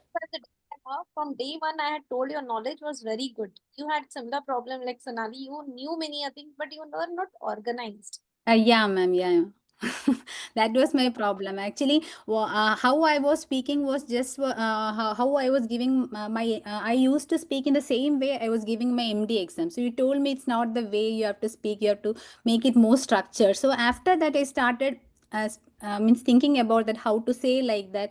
So I prepared questions like that. And I think for I could attend all the sessions. Even I was not in the last session, I couldn't volunteer for that. Again, I didn't skip any of the sessions of the Akamedics Viva. So that was one point, because I made it sure that I will attend each and every class, and whatever I get from this, I'll make use of. So that helped me a lot actually. And I could also the other advantage is that we can get recorded video. So if we have any doubts in the topics, we could actually go back and we can hear the readings. And I was also not working, so that was actually an added advantage for me. But 3 to 4 months I prepared strongly. What I say, what I can say is like that. And Akamedics definitely helped me for what achieving such a, I mean, this much marks for this exam. So if you were to compare just revising from books and compare it with actual interactive Viva, how do you compare the two together? Just revising a few topics from the book in 1 hour and having a mock Viva for 1 hour. Where do you put them together? What I used to do was that, sir, for 1 week when you are giving the topics, I used to prepare for the topics. Both the basic parts I used to prepare, and I'll choose some clinical parts also. Some articles I'll choose and I'll read it, and then I'll attend the session. So after attending the session, I can know what I'll know. I was able to know what points I was missing. So then I'll again go back and read those portions which I missed. So this was a strategy I was using. After means for 1 week, I'll initially prepare the topic and I'll attend the session. And after that, the missing points I'll join with that and I'll prepare. So for the last time, the Viva actually finished on March 23rd, I think, and I was giving the exam on April 6th. So the remaining time I use for the revision only, and I thoroughly revise the basic portions, and along with that, the relevant clinical sessions also I. But the source mainly which I used was the articles that for the clinicals, what I used was the articles only. Very excellent articles and up-to-date articles. Everything was shared in the group, so that was very helpful, especially regarding the regional one and all regional anesthesia articles. And also I got a question regarding GLP-1 analogs that I told to Amrita ma'am. I got this exactly same question, same thing only they asked me. This person is taking a GLP-1 analogs, and what is the interaction with anesthesia? So that thing we cannot actually get because it's a very updated thing that ma'am told me. We have to stop it 3 weeks before. So and hyponatremia correction, that was also a class I attended with Amrita ma'am. So I was fortunate to get those questions. And the thing is that overall my confidence was boosted. When I because the questions I told you that it was not exactly the same thing which I studied or which I revised in the recent days, but I was able to say at least what I had in my mind. I was able to say, and that is only because I prepared. Because I took part in that topic based Viva. I volunteered, and I had every week I had one session talk with you, so that actually boosted my confidence levels. As you rightly said, it's a process. Not one Viva is not enough to just get you from A to Z. With each Viva, you build up, and it's a process. As you did it continuously, That I could regularly. definitely see from me also. Initial parts, Amrita ma'am also. Amrita, I had many of my Vivas with Amrita ma'am, so I knew. So initially it was actually, but as it progressed, I could see how I was progressing. Definitely I could see that. So that actually gave me some confidence that I can speak. If they are giving a difficult scenario, also I can say something. So that confidence I got. So that is definitely because I joined this course. So we could have someone. I actually don't. Yes, ma'am. You progressed very nicely over the weeks. Your Yes, ma'am.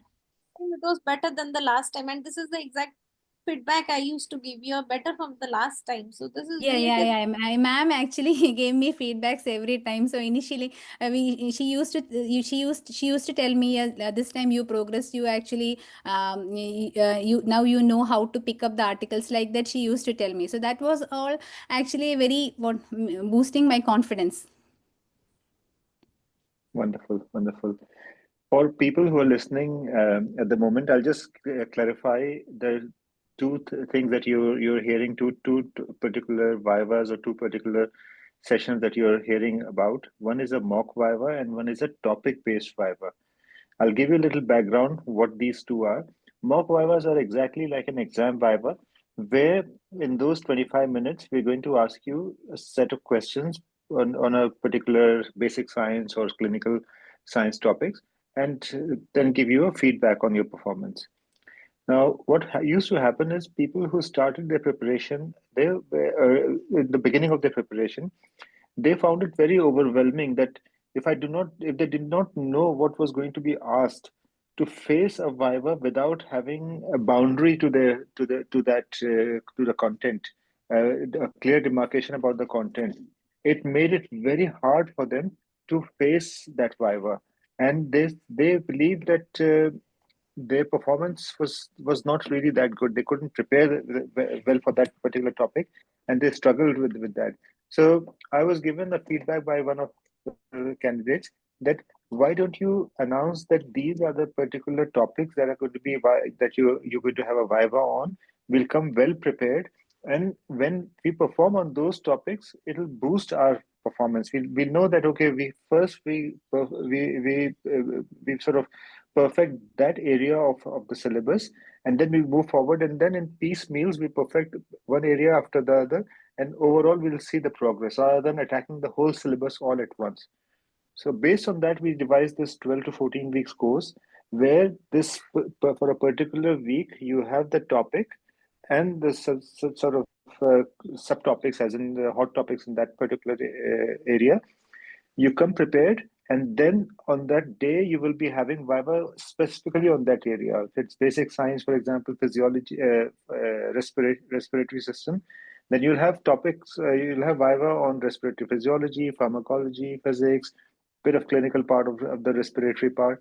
Then everything about respiratory will be discussed, and you are done with respiratory. Whatever gaps in your understanding about respiratory system are picked up on that you can address them, and then you come prepared next week for, let's say, cardiovascular or renal or whatever it's scheduled for the following week. So this way, you could see the progression was quite steady, and people found it very fulfilling experience that they prepared and they got the results. So for people who have time, like more than 14 weeks between their exams, that is the most recommended Viva to start with. After this Viva, picking up mock Viva was easy, because then now you've covered all the topics. Then you set your foot on the mock Viva, where in those 25 minutes you can be asked anything from anywhere, and that's the real match. This was the preparation. This was the practice session. Mock Viva is the real match where you feel exactly like an exam. So those are the two things that I wanted to clarify you guys about. Gatri, thank you so much. Your journey has been amazing, and so has the journey of all those of you who have given the exam today. It's not, I mean, passing exams outside your country is not easy, especially at a stage in life when you have so many responsibilities around you. And you know, it's as a mother, as a wife, even as a husband, to be honest, it's not the easiest thing to do. But you guys have done really so well, and so have our faculty, who have, with all the their normal responsibilities, they find time and make these sessions a possibility. And I mean, without their input, we couldn't have really gone any of this. It's that consistency that is provided by Amrita and Dikshita is just amazing. And we hope to continue this, and we hope that you guys are a part of this all through, and benefit from it as much as you can. And thank you, sir. Once again, I'm thanking all the. It's my suggestion, you don't stop here and try to go for FCA as early as possible. Okay, ma'am. Okay. I am saying. That is the reason. Because you are best prepared, right? You are in the right, like what Dr. Sonali and all are struggling, you don't have that struggle. Somehow you're well adapted to the new place where you have shifted, right? Yes. You're in good touch with the book. It is, I should not say it's the level of Edaic, but it's 2 steps ahead of Edaic. But the way you are prepared with us has make you enough potent. I'm sure if you write FCA now, the chance of passing is much higher than if you write. Yes, and ma'am. FCI this year, writing FRCA next year will be very easy. Yes, ma'am. Because that is 2 steps ahead of FCI. So because your way of learning is a very linear association, I should, every day you are a progressing girl, that kind of attitude you have, I think you're in the right setup to go for FCI. Yes, ma'am. I'll think about that, definitely. Anyway, thank you, ma'am. Thank you so much for the support that you've given. Danny sir, Amrita ma'am, Dikshita ma'am, everyone. Thank you so much. Thank you. Thank you for your kind words. And I don't want to prolong the session, but I'd like to invite Dr. Vijay Lakshmi, if you're still around, to say something about your preparation. And if you are not logged in, Dr. Vijay Lakshmi, are you here? Otherwise, Damien, are you in? Damien, are you? Yes. Could you unlocking and unmuting Yes. yourself? Yes. Yes, I'm here. Yes, I'm here. How are you? Good evening. Good evening. Good evening. Yes, I'm fine. Yeah, I'm fine. I'm very happy to be here. Yeah, the faculty are really happy to hear about your result. You've shown some very, very promising progress during the sessions. Everybody was very pleased the way you progressed, and I'm sure you're equally pleased about your result as well. Tell us about Yes, your story, sure. how you felt with this preparation. How was the association with Akamedics? What are the challenges that you were able to overcome? Okay. Yes, I in my Edaic part 1, which I wrote last year, September, I also did the Akamedics course in the Edaic part 1. I joined both the CPC course and also the premium course. So I really knew and benefited very well from it. Practically, I didn't read anything much in my Edaic part 1. It was just the Akamedics materials and lectures, the recorded lectures that I always went through. Then in the premium course that had all those answered questions, the MCQ questions will be answered and the explanations will be given. They were all helpful. So I'd already made up my mind from when my result came out from part 1 that I was going to do Akamedics again in part 2 and any other exams I'm going to write in future. If Akamedics is in those exams, I was going to go through Akamedics because I really benefited well from the part 1. So now, coming to part 2, I didn't prepare and I didn't plan that I was going to write my part 2, Edaic 2 in April, because I was thinking I was going to get a very further date like in September or October. So I was very relaxed. I didn't really start preparing. Even when it was January, I was still expecting to book for the exam before I started preparing. So practically the entire January, I didn't even know I was going to sit for Edaic part 2 because I was programming my mind to sit later in the year.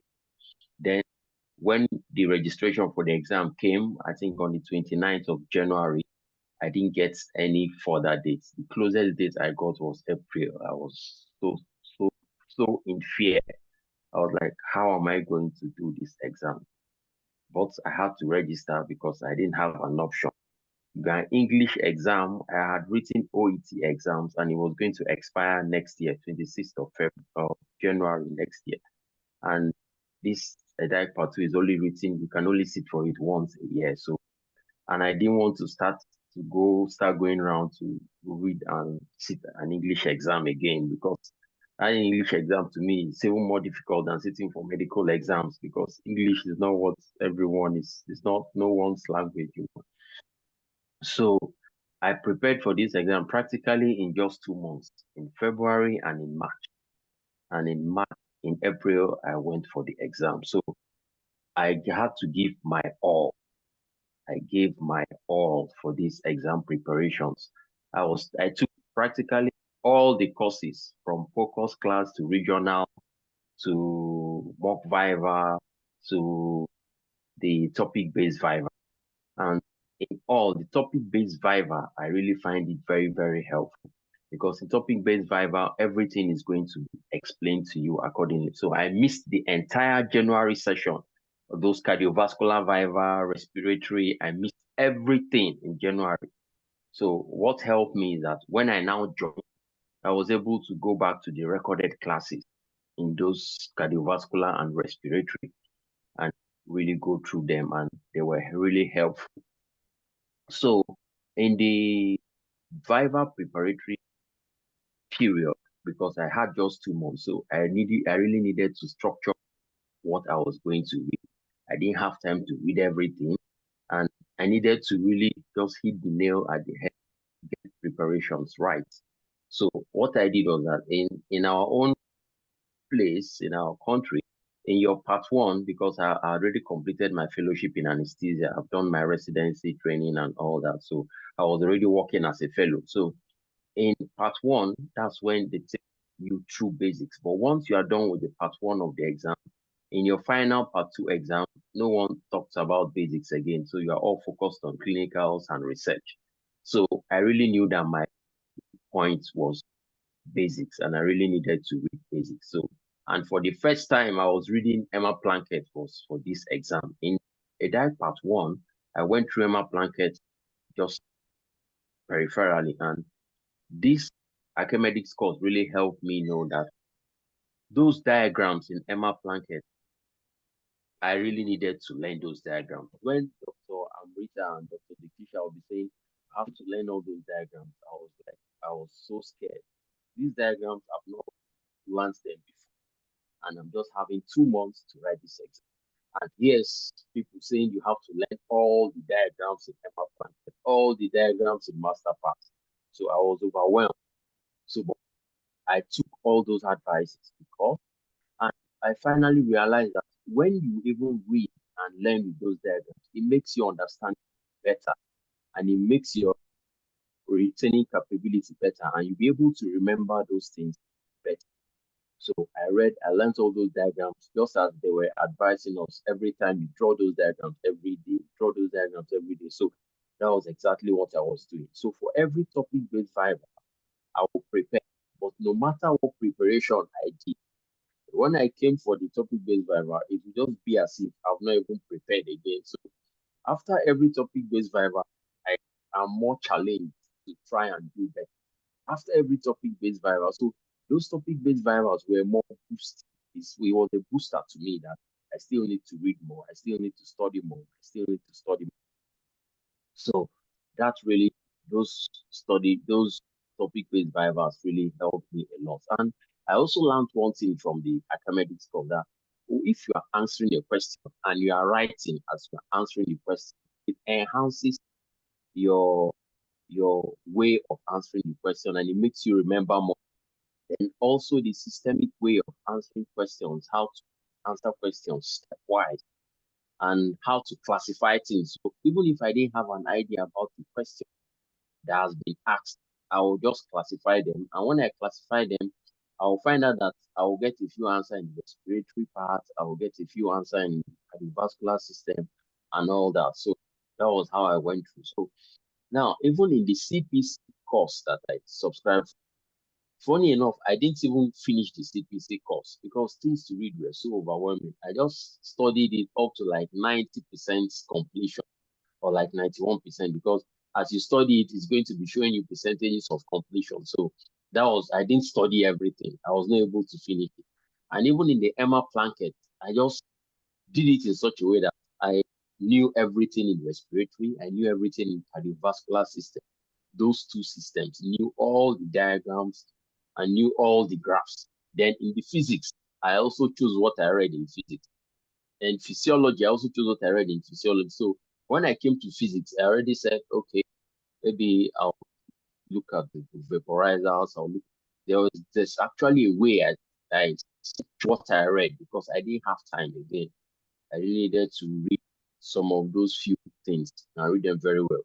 Then all the articles that Dr. Amrita and Dr. Dikisha usually share in the group was very, very helpful. Very, very recent articles, 2024 articles, 2025 articles, and they were really very helpful. And I learned a way of answering questions when I was in these Viva sessions. If it's a basic science question, and you are asked, like I was asked for the pathophysiology of heart failure in my basic science session of the exam. So I already knew that nobody will go to be asking you drugs of managing heart failure after attending a lot of the sessions on topic-based Viva. However, I knew that those could be a possibility question. But when I was asked heart failure, I was able to channel my mind on knowing that they are going to ask about the cardiac side. So in my preparation for the answers, I already drew the pressure volume. I already drew those cardiac cycle diagrams that you could actually make the ECG, the cardiac cycle diagram, the aortic pressure waveform, and all that. So, because if it was a basic science question, nobody is going to be asking you how to manage heart failure. What they will be interested in is the pathophysiology, which was exactly what I did, and exactly what the advice we got from Akamedics, that any question that has a diagram, you have to do. So because when I was asked for peripheral nerves, the last time I read the peripheral nerves was in the CPC course, but I didn't read it. The last time I read peripheral nerves was during my residency training program. So the only thing I could remember was the diagram of a nerve. So when I was asked to define peripheral nerve, what I told the examiner was that, sir, I can draw it. He said, okay, go ahead. So I just drew it, labeled it, and showed them the diagram. So as I was drawing it, that was when the labelings and the explanations of peripheral nerve started coming. When I finished, I explained to them, I classified it, and they were asking different diameters and all that. So it was very, very helpful. Then there was a way Dr. Amrita combined some of those Viva sessions towards close to the exam. She combined a combination of ACTS basic sciences and also ACTS clinicals, which were very helpful because the exam really had no pattern. They can start from here and jump to something else and jump to, so they'll keep jumping to different things. And if you don't have a very clear concept, you get confused and you won't know what to answer. So the way Dr. Amrita took those few Viva sections close to the exam was also helpful to me. Then, like the week of the exam too, we were able to do a special Viva session again with I and one other candidate. I can't remember the name of the candidate, with also Dr. Amrita, where she summarized the entire Emma Plankett's cardiovascular physiology and master pass. She combined them together, and respiratory, cardiovascular, and it also helped me because those were the things I revised now very close to the exam because there were lots of things to read and prepare for in the exam. So I was really very grateful I embarked on this. It was really capital intensive, but I had no choice because I had to give my all, and I wasn't prepared to write another English exam by next year. So, and it was really helpful. I'm really so grateful to the whole academic faculty, you, Dr. Danisa, Dr. Amrita, Dr. Dikshita, and everybody. Anytime I remember topic-based Viva, I'm usually scared. But if I'm going for the mock Viva sessions, I'm usually less concerned because I have not read anything. I just go there with an open mind. Any question I'm asking me, mock Viva, I'm not too keen whether I didn't get it or I. But the topic-based Viva, you already know you are coming to respond to respiratory physiology. So if you have time to prepare for respiratory physiology and you come and you didn't do well, it usually affects you. Like the way I was preparing for mine, any week we had to prepare for a topic-based Viva. I usually don't read that particular topic that whole week. Funny enough, I start preparing for my topic-based Viva like on a Thursday to the topic-based Viva. So I take Monday, Tuesday, and Wednesday preparing the basics of that particular topic we are going to do. So then Thursday and Friday and Saturday, I now use it to read the clinical aspect of that topic. So that was basically how I prepared for it. So, but from my experience in this exam, I can just say basics is the rate limiting step because basics are so very difficult that it's something we don't read almost all the time. And I now finally realized after I had read basics a lot of time that when you understand basics, the clinicals is even very much easier to now comprehend because basics make it so lots easier to comprehend the clinical. So I was really very grateful. I'm so happy and thank you for everything, the faculty and all the members of the faculty. Now I'll come back again. Most likely I'm thinking of FRCA, but I want to start work first and gradually build my I'll come back to prepare for FRCA. Thank you so much, Dr. Damien, and for your kind words. And the key thing that I got from your message is you have to give your all, give it all. That is what you said. That I was like fully preoccupied with this exam preparation, and that is the key thing here. You can't do this preparation part-time. You have to give it your full attention and full focus. The syllabus is vast, it's huge, picking up all those things in a short span of time. And the manner in which the questions are asked are so tricky. So if you don't give your all, it becomes very difficult. But thank you so much for your kind words and wishing you success. Sir, I have just 2 points for Dr. Damia. Yeah. First thing, he was indeed very hardworking and perseverance to one of the exemplary level. Like he was very much every time, no matter his Viva goes bad or good, next time he always always volunteer to give it a try without having that apprehension that I might be humiliated because I am not doing good. But that is something which really need to be learned by the rest people who are watching or maybe are with us right now. That is something like you should not hesitate because you had one failure. Second, a good thing about Dr. Damian, no matter his doubt it's small or big or he feels it's very silly doubts, he never used to be reluctant to ask. Until the point he don't understand, he will keep on pushing. You please explain me. I'm not able to understand. And once he understand it so thoroughly that if next time you ask him to replicate or to teach, he can do it. So I think this is 2 points which we should learn from him: the consistency, the perseverance, and exactly this is what Dikshita is also writing. His determination to get his concept clear was just 100%. He never, like people we have seen, they're very hesitant. Even if they don't understand, they pretend to tell that they have understood, because else people will make mockery or maybe some kind of inhibitions are there. But for him, it was never the case. Yeah, if you expose yourself, your weaknesses in the mock Viva or in these sessions, then the risk of you getting exposed in the exam is much less, because you've covered all those areas. I mean, yes, the examiner also knows that nobody comes 100% prepared. There are things you wouldn't know. But unless you come really with an intention to cover clear all your doubts, these sessions will not help. If you're there just to make it up, it won't help. But I think most people by this time have got this understanding that I've got to pass this exam. Everybody's in the same boat. Nobody's going to judge me.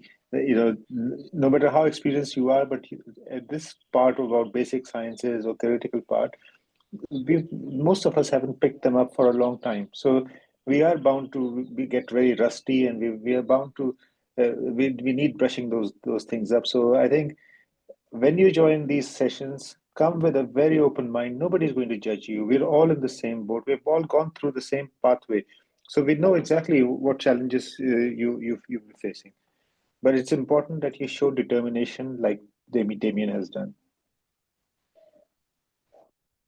Yes, and Okay. also, yeah, funny enough, I didn't have any reading partner or discussion partner because I just had 2 months for the preparation of the exam. And these are people that had already knew 1 year before the exam that they were going to write the exams.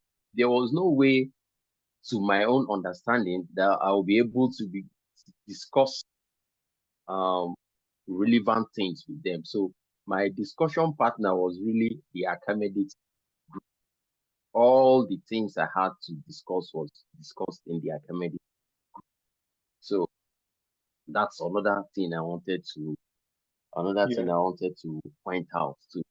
Yes, and there were 2 or 3 days during that period of the exam that I had to read practically all day, like 24 hours till the next morning, because in the week of the exam, my wife now put to bed like on a Monday or Tuesday. So all the period of being in the hospital, staying and all that, there were like 3 or 4 days that I didn't read. So I had to read back to back after the delivery, like 2 or 3 days till morning. The last time I ever read like that was when I was in medical school.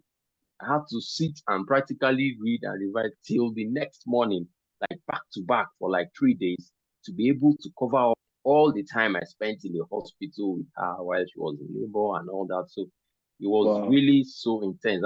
I don't advise anyone to prepare for this exam in 2 months, because it's not, to me, it wasn't feasible. But because I remember when I registered for this exam, I sent you a message, and when you responded positively to that message, you said I should not be scared.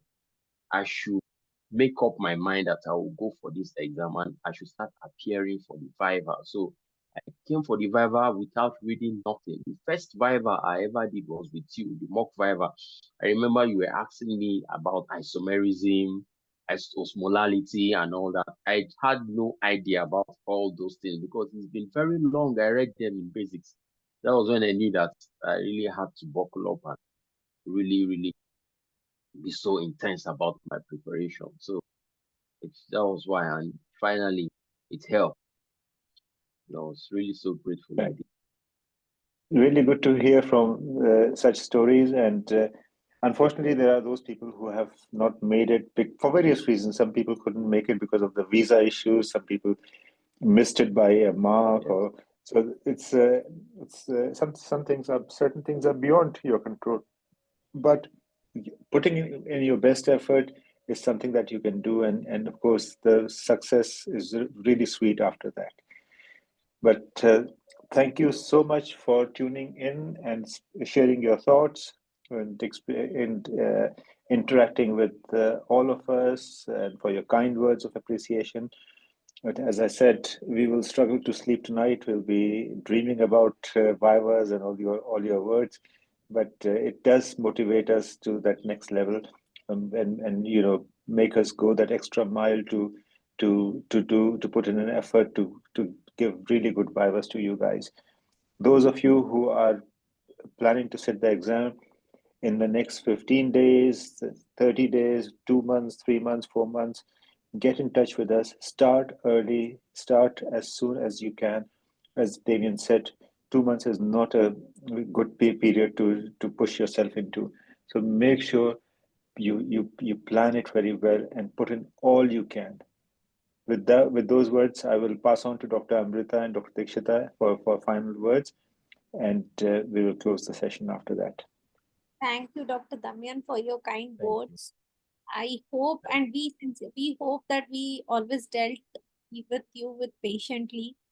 So I'm not sure if that's true or not. But yes, because we deal with a lot of, and we have been teaching for quite a long time, so we now are used to multiple like students, and we get across to different kind of. So basically, if I divide, there are three kinds of students. One who are like very well knowledgeable, yet they are not well prepared. Prepared in the sense they are not very structured.